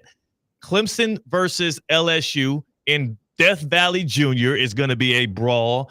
Texas, Ohio State should be a good one. And CCAT and I, our favorite one of the weekend, not just because we're going to be at Hard Rock Stadium. Yeah, Notre Dame, Miami. We think that's going to be the one that everybody's talking about all week long. Were you guys, were you at the game in 2017, the last time Notre Dame was here against the Canes? No, we weren't. I wasn't. I don't know if CCAT made it. No. I was in my dorm room. Yeah, I wasn't. I was working in South Georgia, Albany, Georgia, as a sports anchor at the time. You were there. No, I was not there. I was actually on vacation, so I was watching it on vacation. I was on a cruise. Thank God that they got the game. It was on ESPN, you know. But the atmosphere, I mean, it was an all-time atmosphere, and it's going to be like it was one of those rare games where it felt like an old-school Orange Bowl game where before kickoff, it's like, oh, yeah, the visiting team's got no chance. And that's exactly what happened that game. And so the point that I'm making is I think as a result of how great that atmosphere was 8 years ago and how much fun it was, I think there is a response. I think the crowd is going to feel a responsibility to try and match how incredible that night was in 2017. I think it's going to be such an outrageous atmosphere. The hope, though, is that the weather is not terrible the whole game because there is supposed to be bad weather.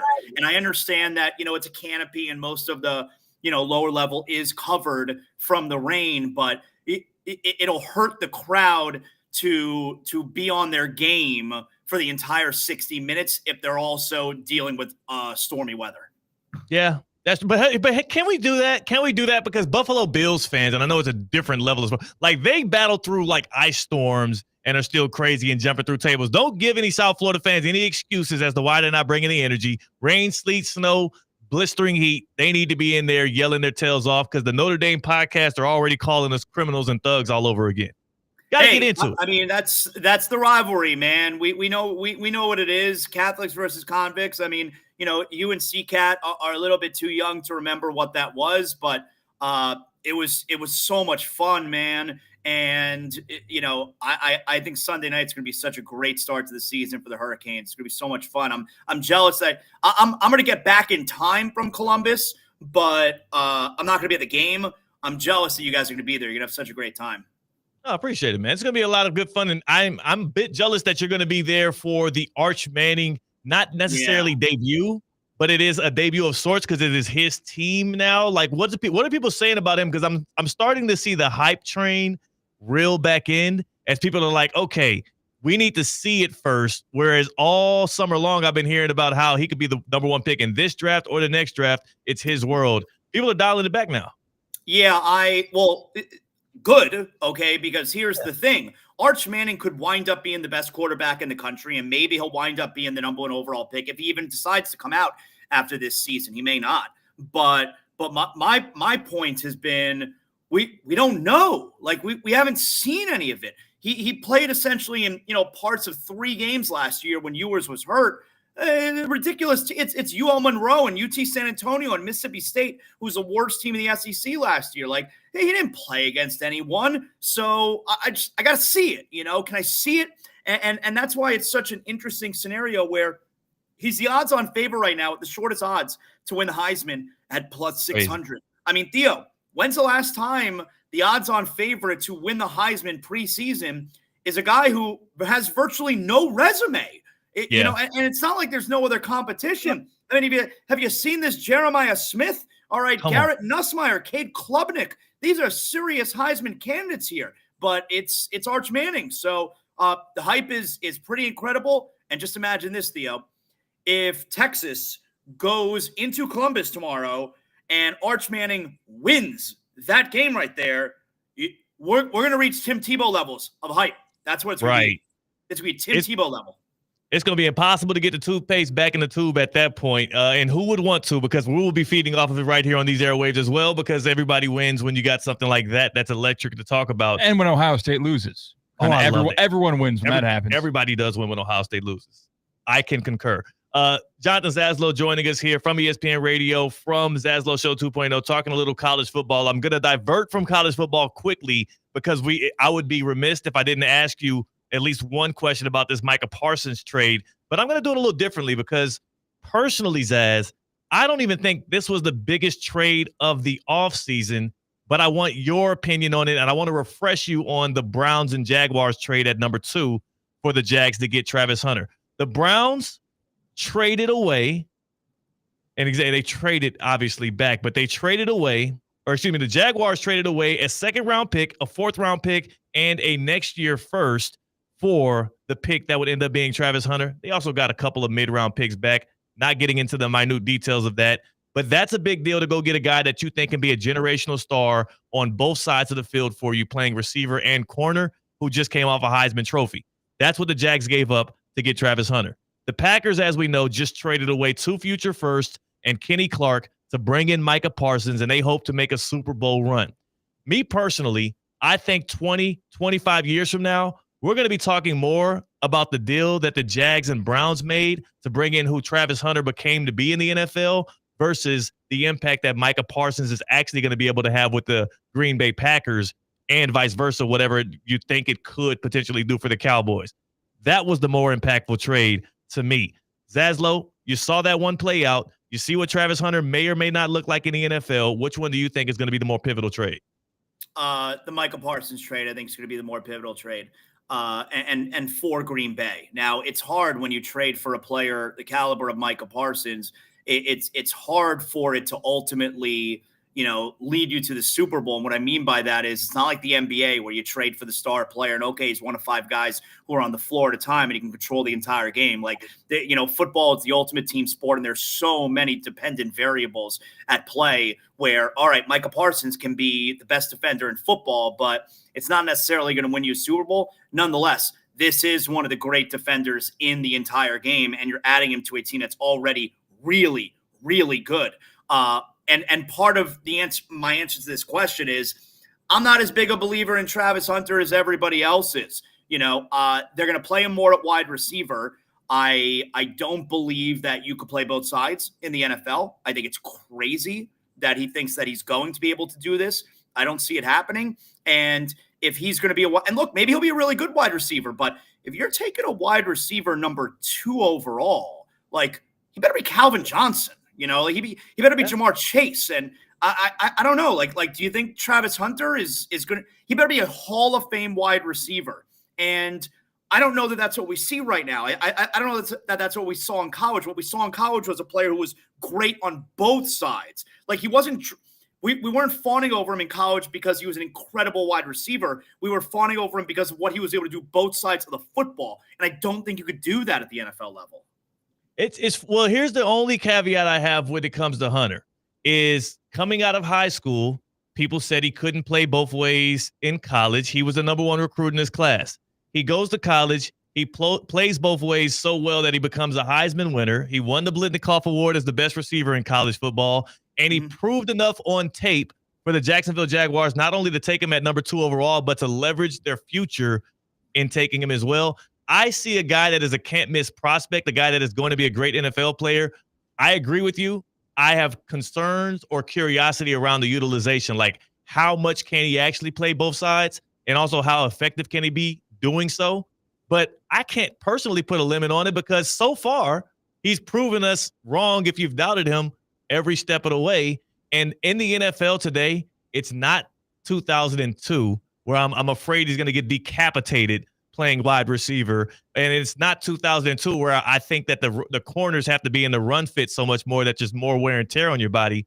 Like, they're smart. They leverage their futures on this. The new GM, new head coach, I think they're going to be smart in the way that they utilize him. And I do think that he has more of a potential. Like, Zaz, the high end of what Travis Hunter can be for the Jaguars to me is the next non-quarterback to win MVP in the NFL.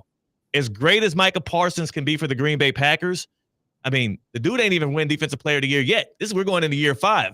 The dude hasn't shown up big in a playoff game yet. This could be a non-factor if the Packers' offense isn't what people want it to be. Like, I just think Travis Hunter can impact the game way more than what just an edge rusher can. Right, and that goes to my point about Micah. Like, it's the quarterbacks who are, leading you to Super Bowls. It's not, wow, this amazing linebacker, this amazing pass rusher that led us to a Super Bowl. It's great to have them. It's a really important piece. But the Packers, they didn't ultimately just trade for a Hall of Fame caliber quarterback. So it remains to be seen, obviously. But if I was on one side or the other, I'd rather be the team that traded for Micah Parsons as opposed to the team that, essentially traded for Travis Hunter.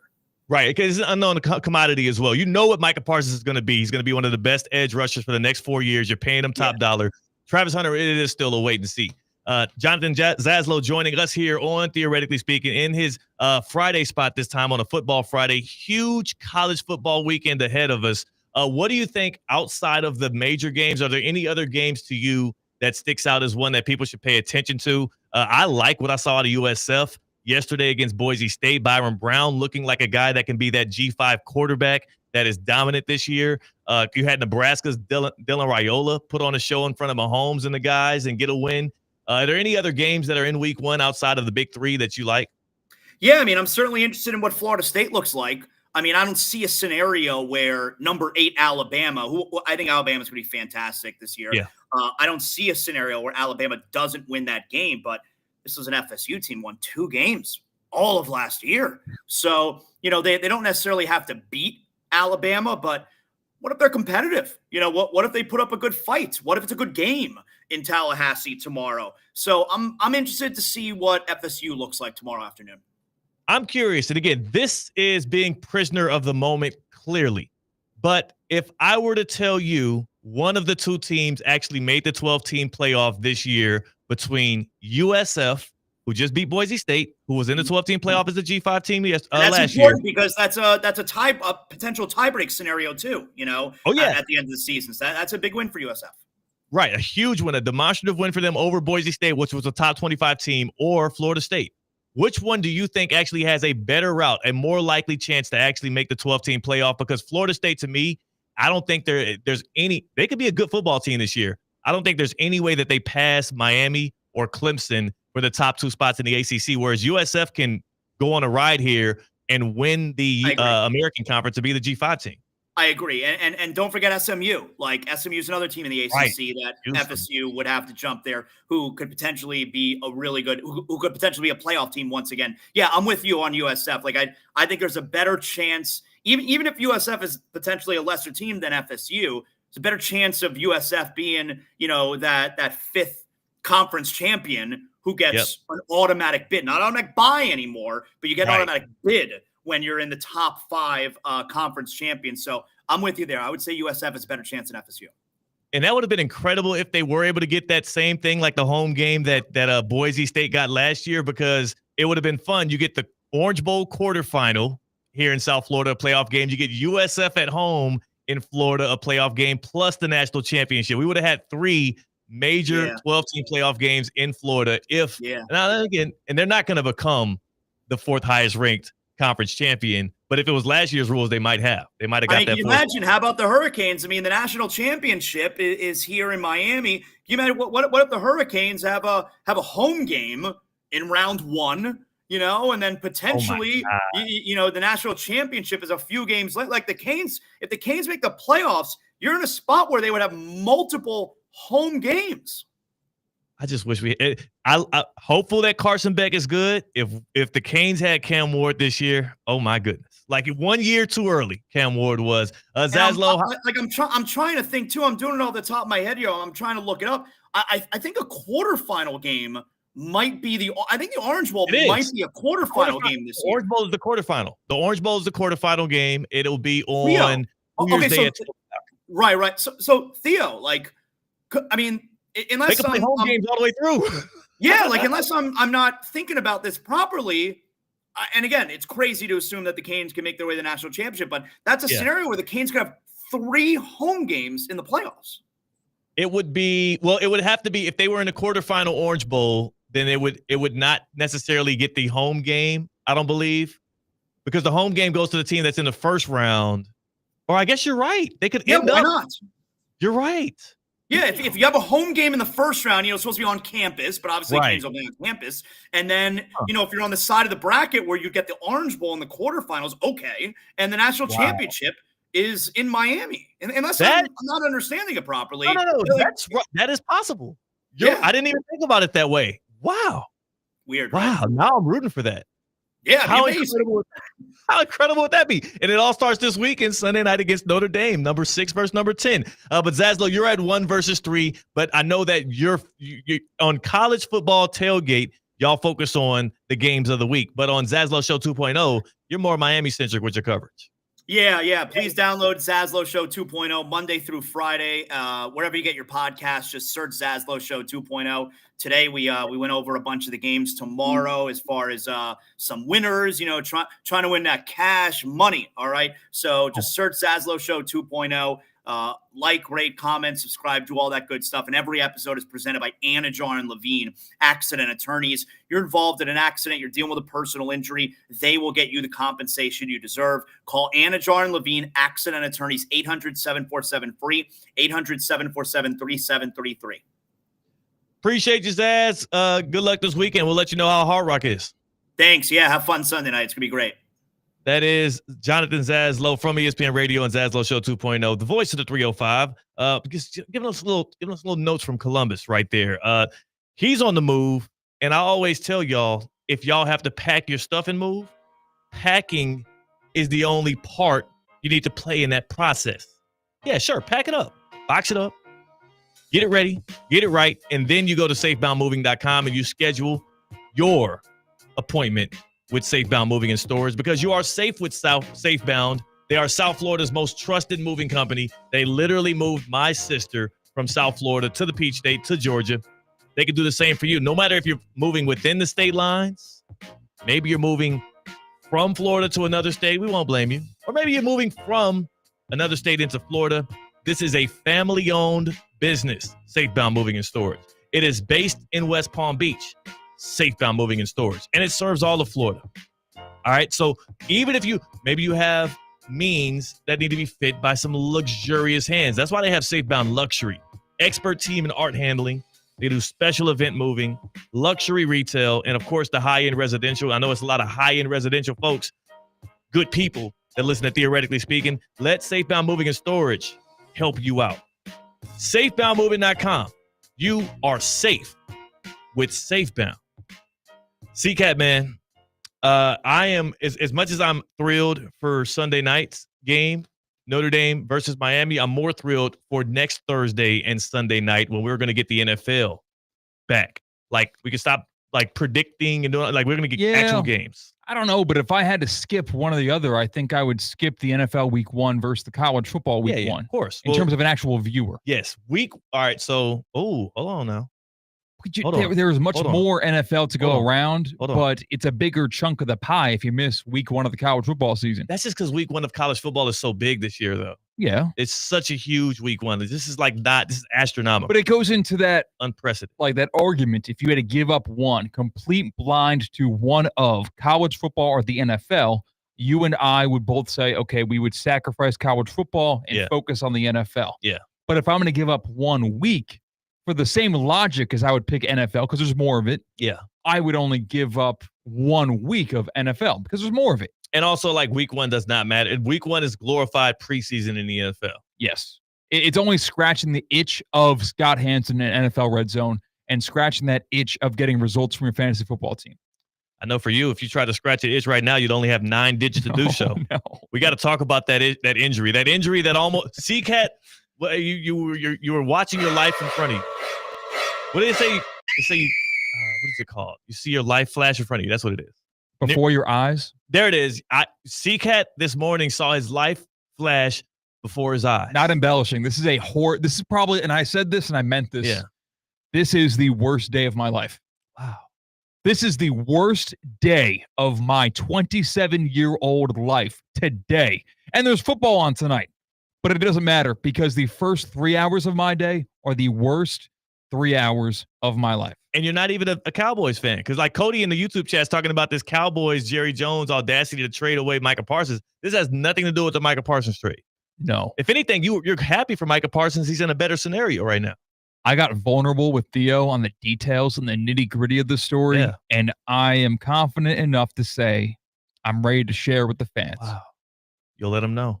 Well, we'll let you in on what happened to CCAT this morning in the shower of all places? In the bathroom. The bathroom. We'll let you know how that played out on the other side. That's CCAT. I'm Theo Dorsey. It is the happy hour on ESPN 106.3.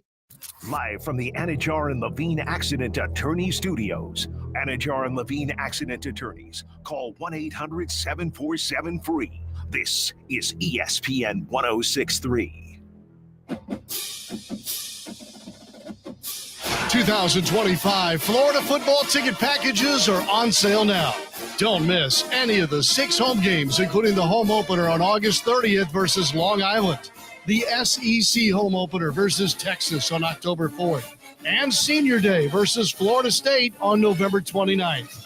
Visit FloridaGators.com and secure your seat for all the action only in the Swamp. At St. Lucie Battery and Tire, batteries came before tires. We've been selling and servicing all types of batteries for over 50 years. So when you need a battery for nearly anything, we have it, as well as the fast professional installation you need. We carry premium batteries for all your needs: automotive, commercial, marine, RV, and specialty. We also offer delivery and on-site installation, serving our customers quality products for over 50 years in the home of honest, reliable service. Go to slbt.com and book your next appointment. We want everyone to enjoy their Labor Day weekend, so please use a rideshare or a designated driver. A DUI will change your life. Don't drink and drive. From your friends at ESPN West Palm and Anajar and Levine, Accident Attorneys. Look, up in the sky. It's a bird. It's a plane. It's DQ Grill and Chill's new Superman Cake Batter Cookie Dough Blizzard. This limited time treat combines DQ's signature soft serve, dyed blue, of course, along with sugar cookie dough, cake batter flavor, and sprinkles. The Superman Cake Batter Cookie Dough Blizzard is available for a limited time only at DQ Grill and Chill with 2 locations, 4828 Lake Worth Road and US 1, just south of North Lake. It's the summer clearance event at Greenway Kia of West Palm Beach, and they need to sell 250 new Kias by month's end. This week, you can see the savings because the factory invoice is right on the windshield of every car in the showroom. Get up to $11,000 off MSRP. New Tellurides from $38,998, and lease the 2025 Kia K4 for just $199 a month with $34.99 due at signing. Plus, get 0% financing and up to $6,000 over KBB value for your trade. Open daily at 7:30 a.m. with no hidden fees and no surprises. Visit GreenwayKiaWestPalmBeach.com today. We want to see you in a Greenway Kia. With approval to KFA, stock number SG005991, MSRP $45,235, 10,000 miles per year, plus tax tag and $9.99 admin fee. Discount includes all Kia factory rebates to dealer. Negative equity refinanced. Offers don't combine. Expires 9/15/25. We want to see ya in a Greenway Kia. Hi, I'm Michael Manzo, owner and founder of Manzo's Italian Deli, and I... Stop, Dad. After 20 years, people are tired of hearing your voice. Yeah, and your lame-ass commercials. Fresh prosciutto, mozzarella, outstanding. Oh, please. There's only one reason Manzo's has voted #1 deli in Palm Beach County for 20 years. Our mother. She makes sure you prepare everything from scratch using only the freshest ingredients. Manzo's Italian Deli is located on Palm Beach Lakes Boulevard, right next to Rain Dancers. Is that a strip club? No, it's a steakhouse. Manzo's is open weekdays from 8 to 5 and offers free delivery. So stop by or call 697-9411. That's 697-9411. We also specialize in hot and cold catering for corporate functions and special events. Just ask anyone who was at my last birthday party. The season is kicking off. Keep your home in the win column with EDS Air Conditioning. Right now, qualified customers can score 0% interest for 60 months on a brand new AC. Hot streaks belong on the field, not in your living room. With over 800 Google reviews and a 4.8 star rating, EDS is trusted as the MVP, and it has been since 2006. Visit EDSIsYes.com today. Kick off your game day comfort and don't sweat the small stuff. It's college football kickoff week on ESPN 106.3. College football is back. The rivalries, the pageantry, the jaw-dropping plays all kick off now. From the opening whistle to the college football championship, we've got every game that matters. Are you ready for kickoff? Tune in to ESPN 106.3 all season long. This college football kickoff week on ESPN 106.3 is brought to you by the Breakers Palm Beach, Hard Rock Bet, and Hurricane Grill and Wings.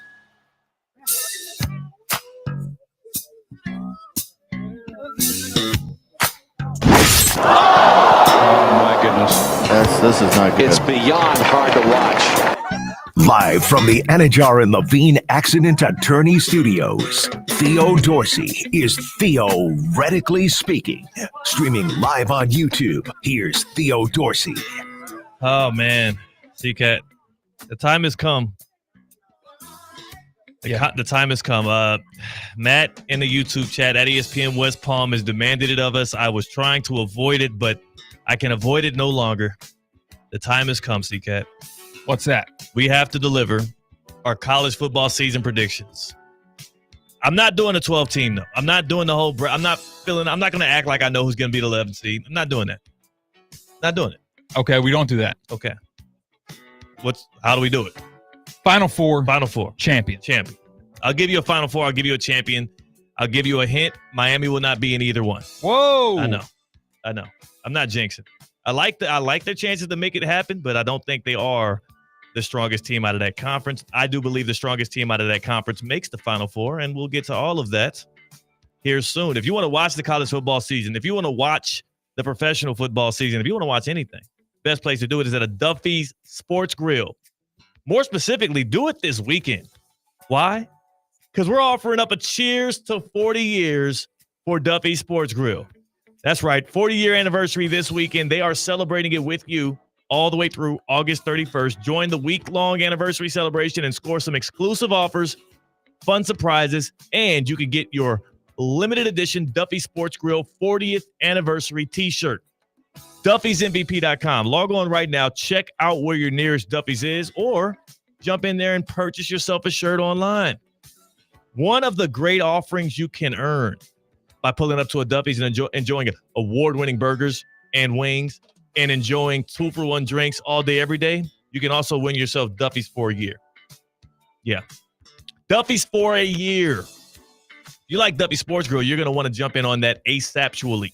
You only got a few more days to pull up and enjoy Duffy Sports Grill for the 40-year anniversary. So make that today, make that tomorrow, make it the whole entire weekend. Duffy'sMVP.com, the place to go if you want to be in the know.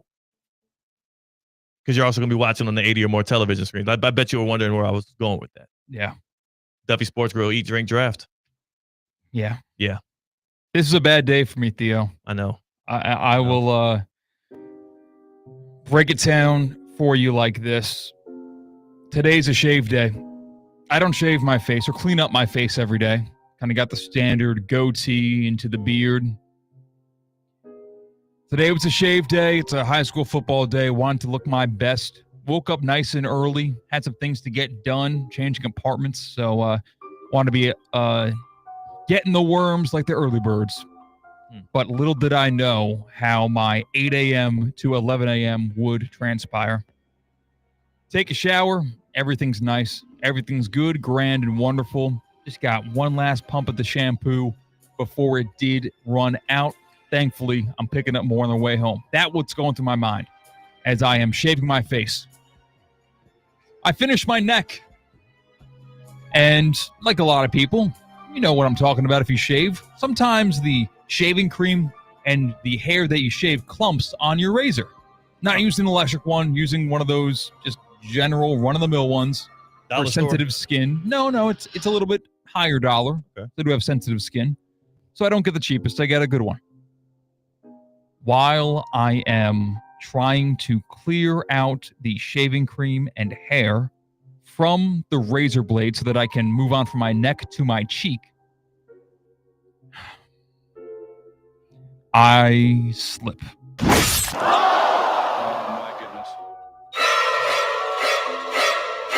Did you cut your ear off?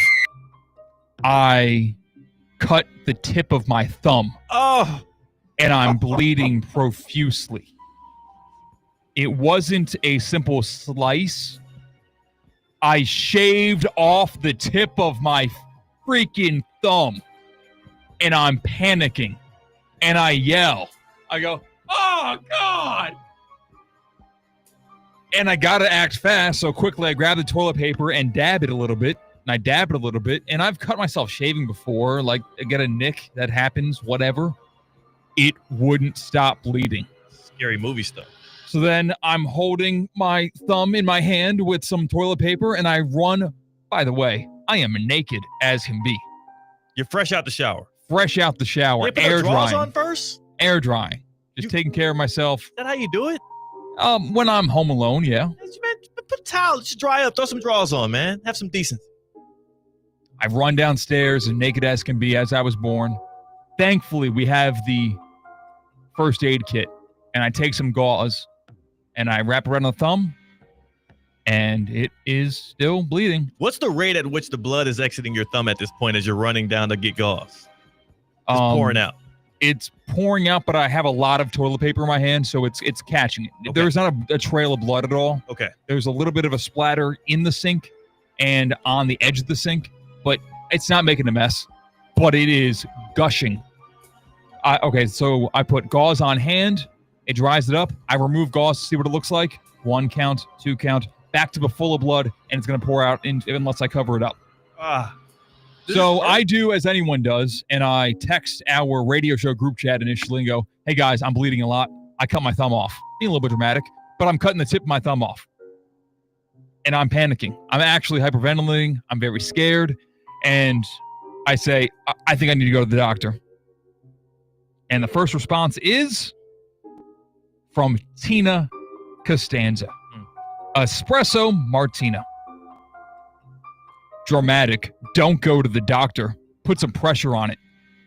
Wow. That is medical advice right there from a very astute young lady. 4 minutes later, I get an email from Tina on her day job. Hey, just following up on this.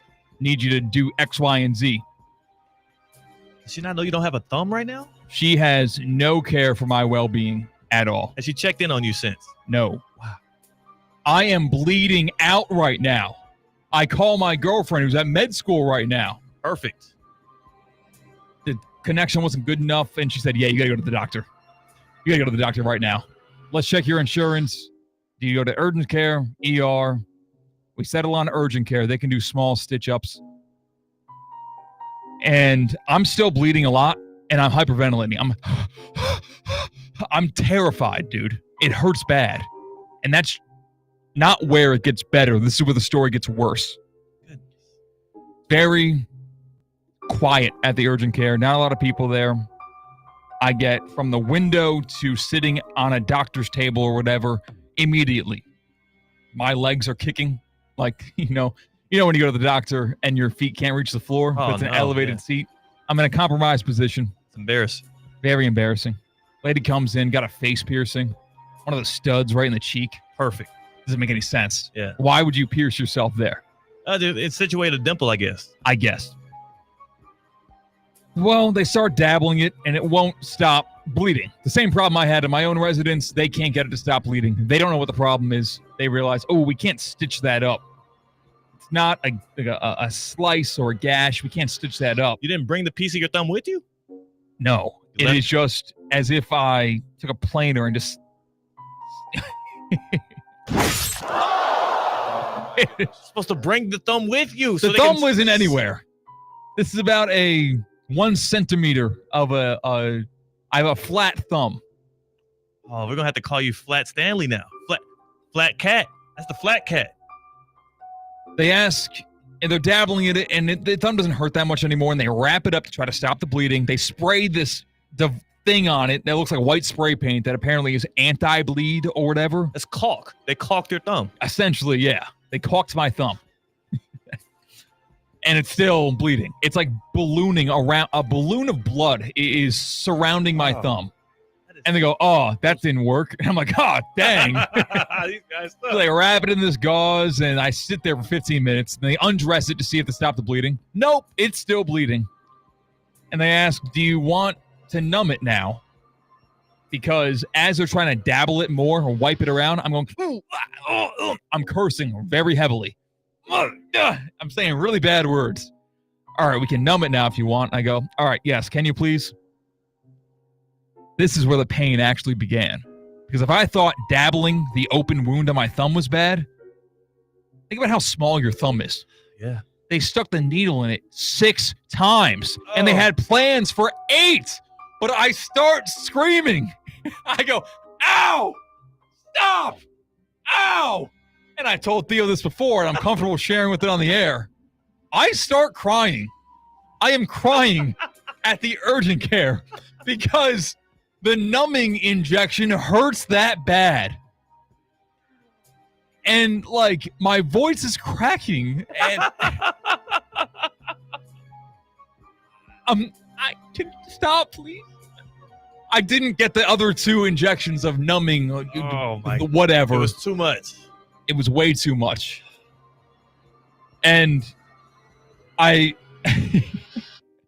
that's the first time I cried from pain. Oh my God. Since like my shoulder surgery when I was a freshman in high school. And then the doctor that was working on you, this is the woman with the piercing, or she was just a nurse beforehand, or? And here's the thing. This is the actual doctor. The nurse beforehand had the piercing. Okay, the doctor was like, no piercings for me. No. It stopped bleeding. We numbed my thumb so that we could stop the bleeding with more paper towels so I wouldn't scream as much. The bleeding stopped while they were putting the needle in to numb it up. So I never needed to have the needle in my hand. You just need some patience. Yeah. I'm trying to man up. I'm crying, but the tears aren't actually hitting my cheeks. They're just swelling up in my eyes, and my vision's all blurred. And I'm like just holding it in. And like... Pathetic look by you, man. It was. I wish they snapped a picture of you. All women. All women in the office. Of course. Now, would it have been worse if it was all dudes? Because women are more like, compassionate. They're not. You don't want to look like a wussy, like a wuss. Like, oh, I'm so sorry. But if dudes would be like kind of judging you a little. Like, all right, dude, come on, get it together. Yeah, and someone threw up in the lobby of the urgent care while I was walking out. Hey, watch your step! I almost stepped in it, but I quickly pivoted my right leg to not step in that puddle. Hell of a morning. And then when I get in my car, I let the tears flow. I allowed myself to actually cry. Dude, it hurts so bad. Was it one of those hard cries, like one of those like just got bad news, go to your car in the middle of work, sit there and cry for 30 minutes, or did you like cry as you drove? I had the front parking spot at the urgent care. Oh, no, you have to move the car, please. I put it in reverse and move like 20 feet back and let it flow. Oh, my God. And it was like a 10-minute cry, and then I got iced coffee and made my way to work. You got yourself a treat afterwards? 4 creams and 8 sugars? 5 cream, 3 caramel. The same lady who's always at the drive-through the coffee spot met me. She saw that I was going through it. Yeah, she probably saw the redness in your eyes. She thought either this guy's really high or really sad. Voice cracked. Mobile order for Christian. Oh, my God. And now I've got my thumb wrapped up like I'm a Looney Tunes character who had a hammer and yow! Do you think it'll heal? Did they tell you it'll heal back or not? Like, are you going to be forever deformed by this shaving incident? I have a flat top thumb now. And it's not going to like round itself back out. No. You can't like sandpaper it or anything. Like a ballerina's front of her toes. Like yes. They are forever deformed. Yeah. All of this to shave and then did you at least complete the job? No. Right now at my apartment, there is a bloody mess over my sink with a bunch of toilet paper and gauze soaked in blood. Wait. What I forgot to mention is that there was an hour between when I accidentally shaved off my thumb and when I said, okay, I'm going to the doctor. This thing would not stop bleeding for a full hour and a half. Wait, so you didn't go back home after urgent care? You came straight into work? Yes. Oh, this guy's a real baller. You know what? You are strong, C-Cat. Thank you. You deserve to be heralded as a hero because you almost lost your thumb and maybe even your life. I did look it up. You have to lose up to 40% of your blood before it becomes life-threatening. So I'm not sure of your body. Yeah, I think so. I'm surprised as well. There was definitely 40% of my thumb blood, which was gone. Yeah, your thumb. You might have lost your thumb. Now you didn't almost lose your life. You did almost lose your thumb, and you still came into work right after getting that thing sewed up. So it didn't get sewed up. They couldn't do stitches. Oh, it's still open? Yeah, they're just hoping it stops bleeding and heals itself. Because I didn't cut myself. I shaved myself. You're screwed, bro. You'll never be able to golf again. That's what I'm afraid of, dude. Our college football picks on the other side. Plus, we're going to address C-Cat's biggest fear of not being able to golf again here on Theoretically Speaking on the Happy Hour. But I'm sorry, the thumbless wonder C-Cat is going to be forever changed by this one moment. If only he had an electric shaver. Theoretically Speaking on ESPN 106.3. F45 Training West Palm Beach offers functional group fitness classes reimagined. Sign up for F45 today and visit their West Palm Beach location. Featuring high-intensity group workouts that are fast, fun, and results-driven, F45 always has the right workout for you. Not to mention, it takes just 45 minutes. Visit F45training.com today to find a studio near you and officially join the F45 Training family. F45, team training, life-changing. Welcome into the Kaiser Sports Update. I'm Cade Chumsland. The Seahawks women's soccer team handled their first game of the season with ease.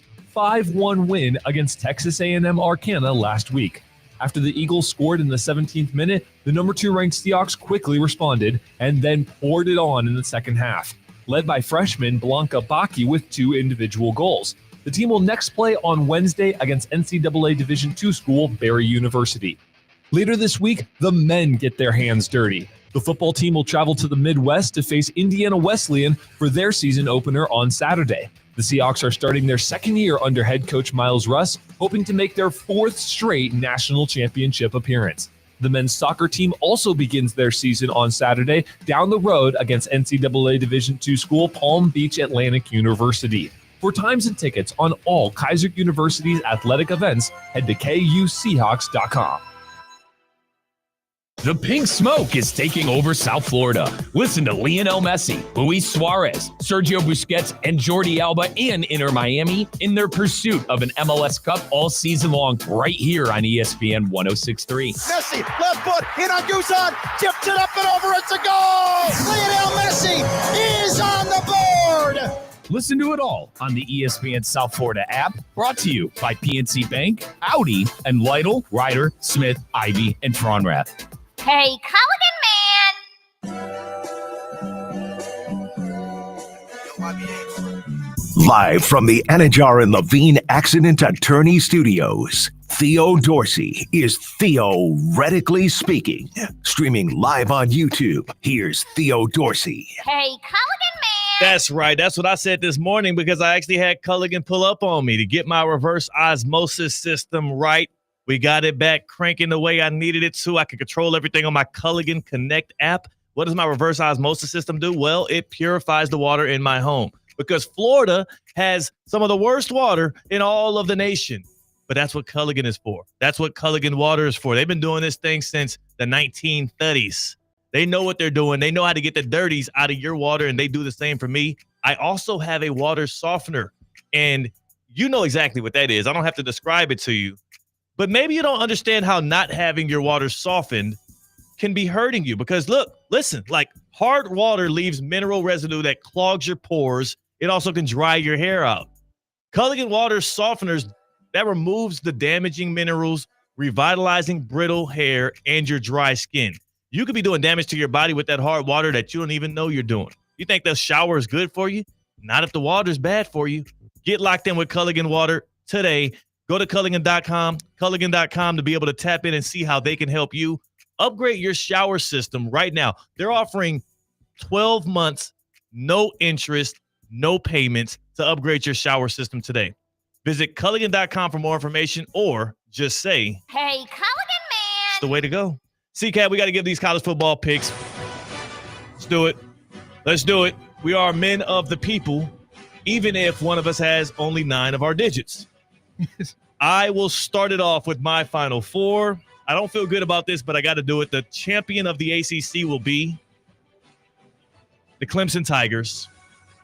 And the Clemson Tigers will be representing the ACC in the Final Four. They will be joined, though, here's the shocker, by their rivals, South Carolina. Whoa. I like Lenore Sellers to be a guy, to be a party crasher for those Gamecocks. They have a really good schedule. I do think it can be favorable to them, and I think Lenore Sellers can be one of the most dominant players in the sport. Speaking of dominance, the most dominant player in the sport, he's on Ohio State. He's Jeremiah Smith. Give me Ohio State in that bracket as well, and we round things out with a second SEC team. Not Bama, not Georgia. I like LSU. Ohio State, LSU, South Carolina, and Clemson. And your national champion. I hate to say it as well. Clemson Tigers, K. Klubnik, Texas guy, big shout. I think they get it done this year. All right. I'm with you with LSU. I think they can offense their way to a Final Four berth. Penn State was right there. They were in the Final Four last year, brought everyone back. I think they can make the Final Four again this year. Ohio State, they can make it there as well. Right. Penn State, Ohio State, LSU, and Alabama. Oh. No Clemson, no ACC at all. What? SEC. What? Big Ten. Going at it. This guy. And your national champion is? Greg Sankey? LSU is your national champion this year. Ryan Kelly gets over the hump. No faith in Penn State. We are runners up. Go in love, go in peace, go enjoy. Mas Plus by Messi is hydration plus more. A beverage like no other, made to give everyone an extra boost of positivity and inspiration every day. Created by Lil Messi, Mas Plus delivers a balanced blend of electrolytes with natural flavors, no artificial sweeteners or colors, no caffeine, and only 1 gram of cane sugar, plus vitamins with no compromise on quality ingredients. Floridians can purchase Mas Plus by Messi at key retailers across Florida or online at Mas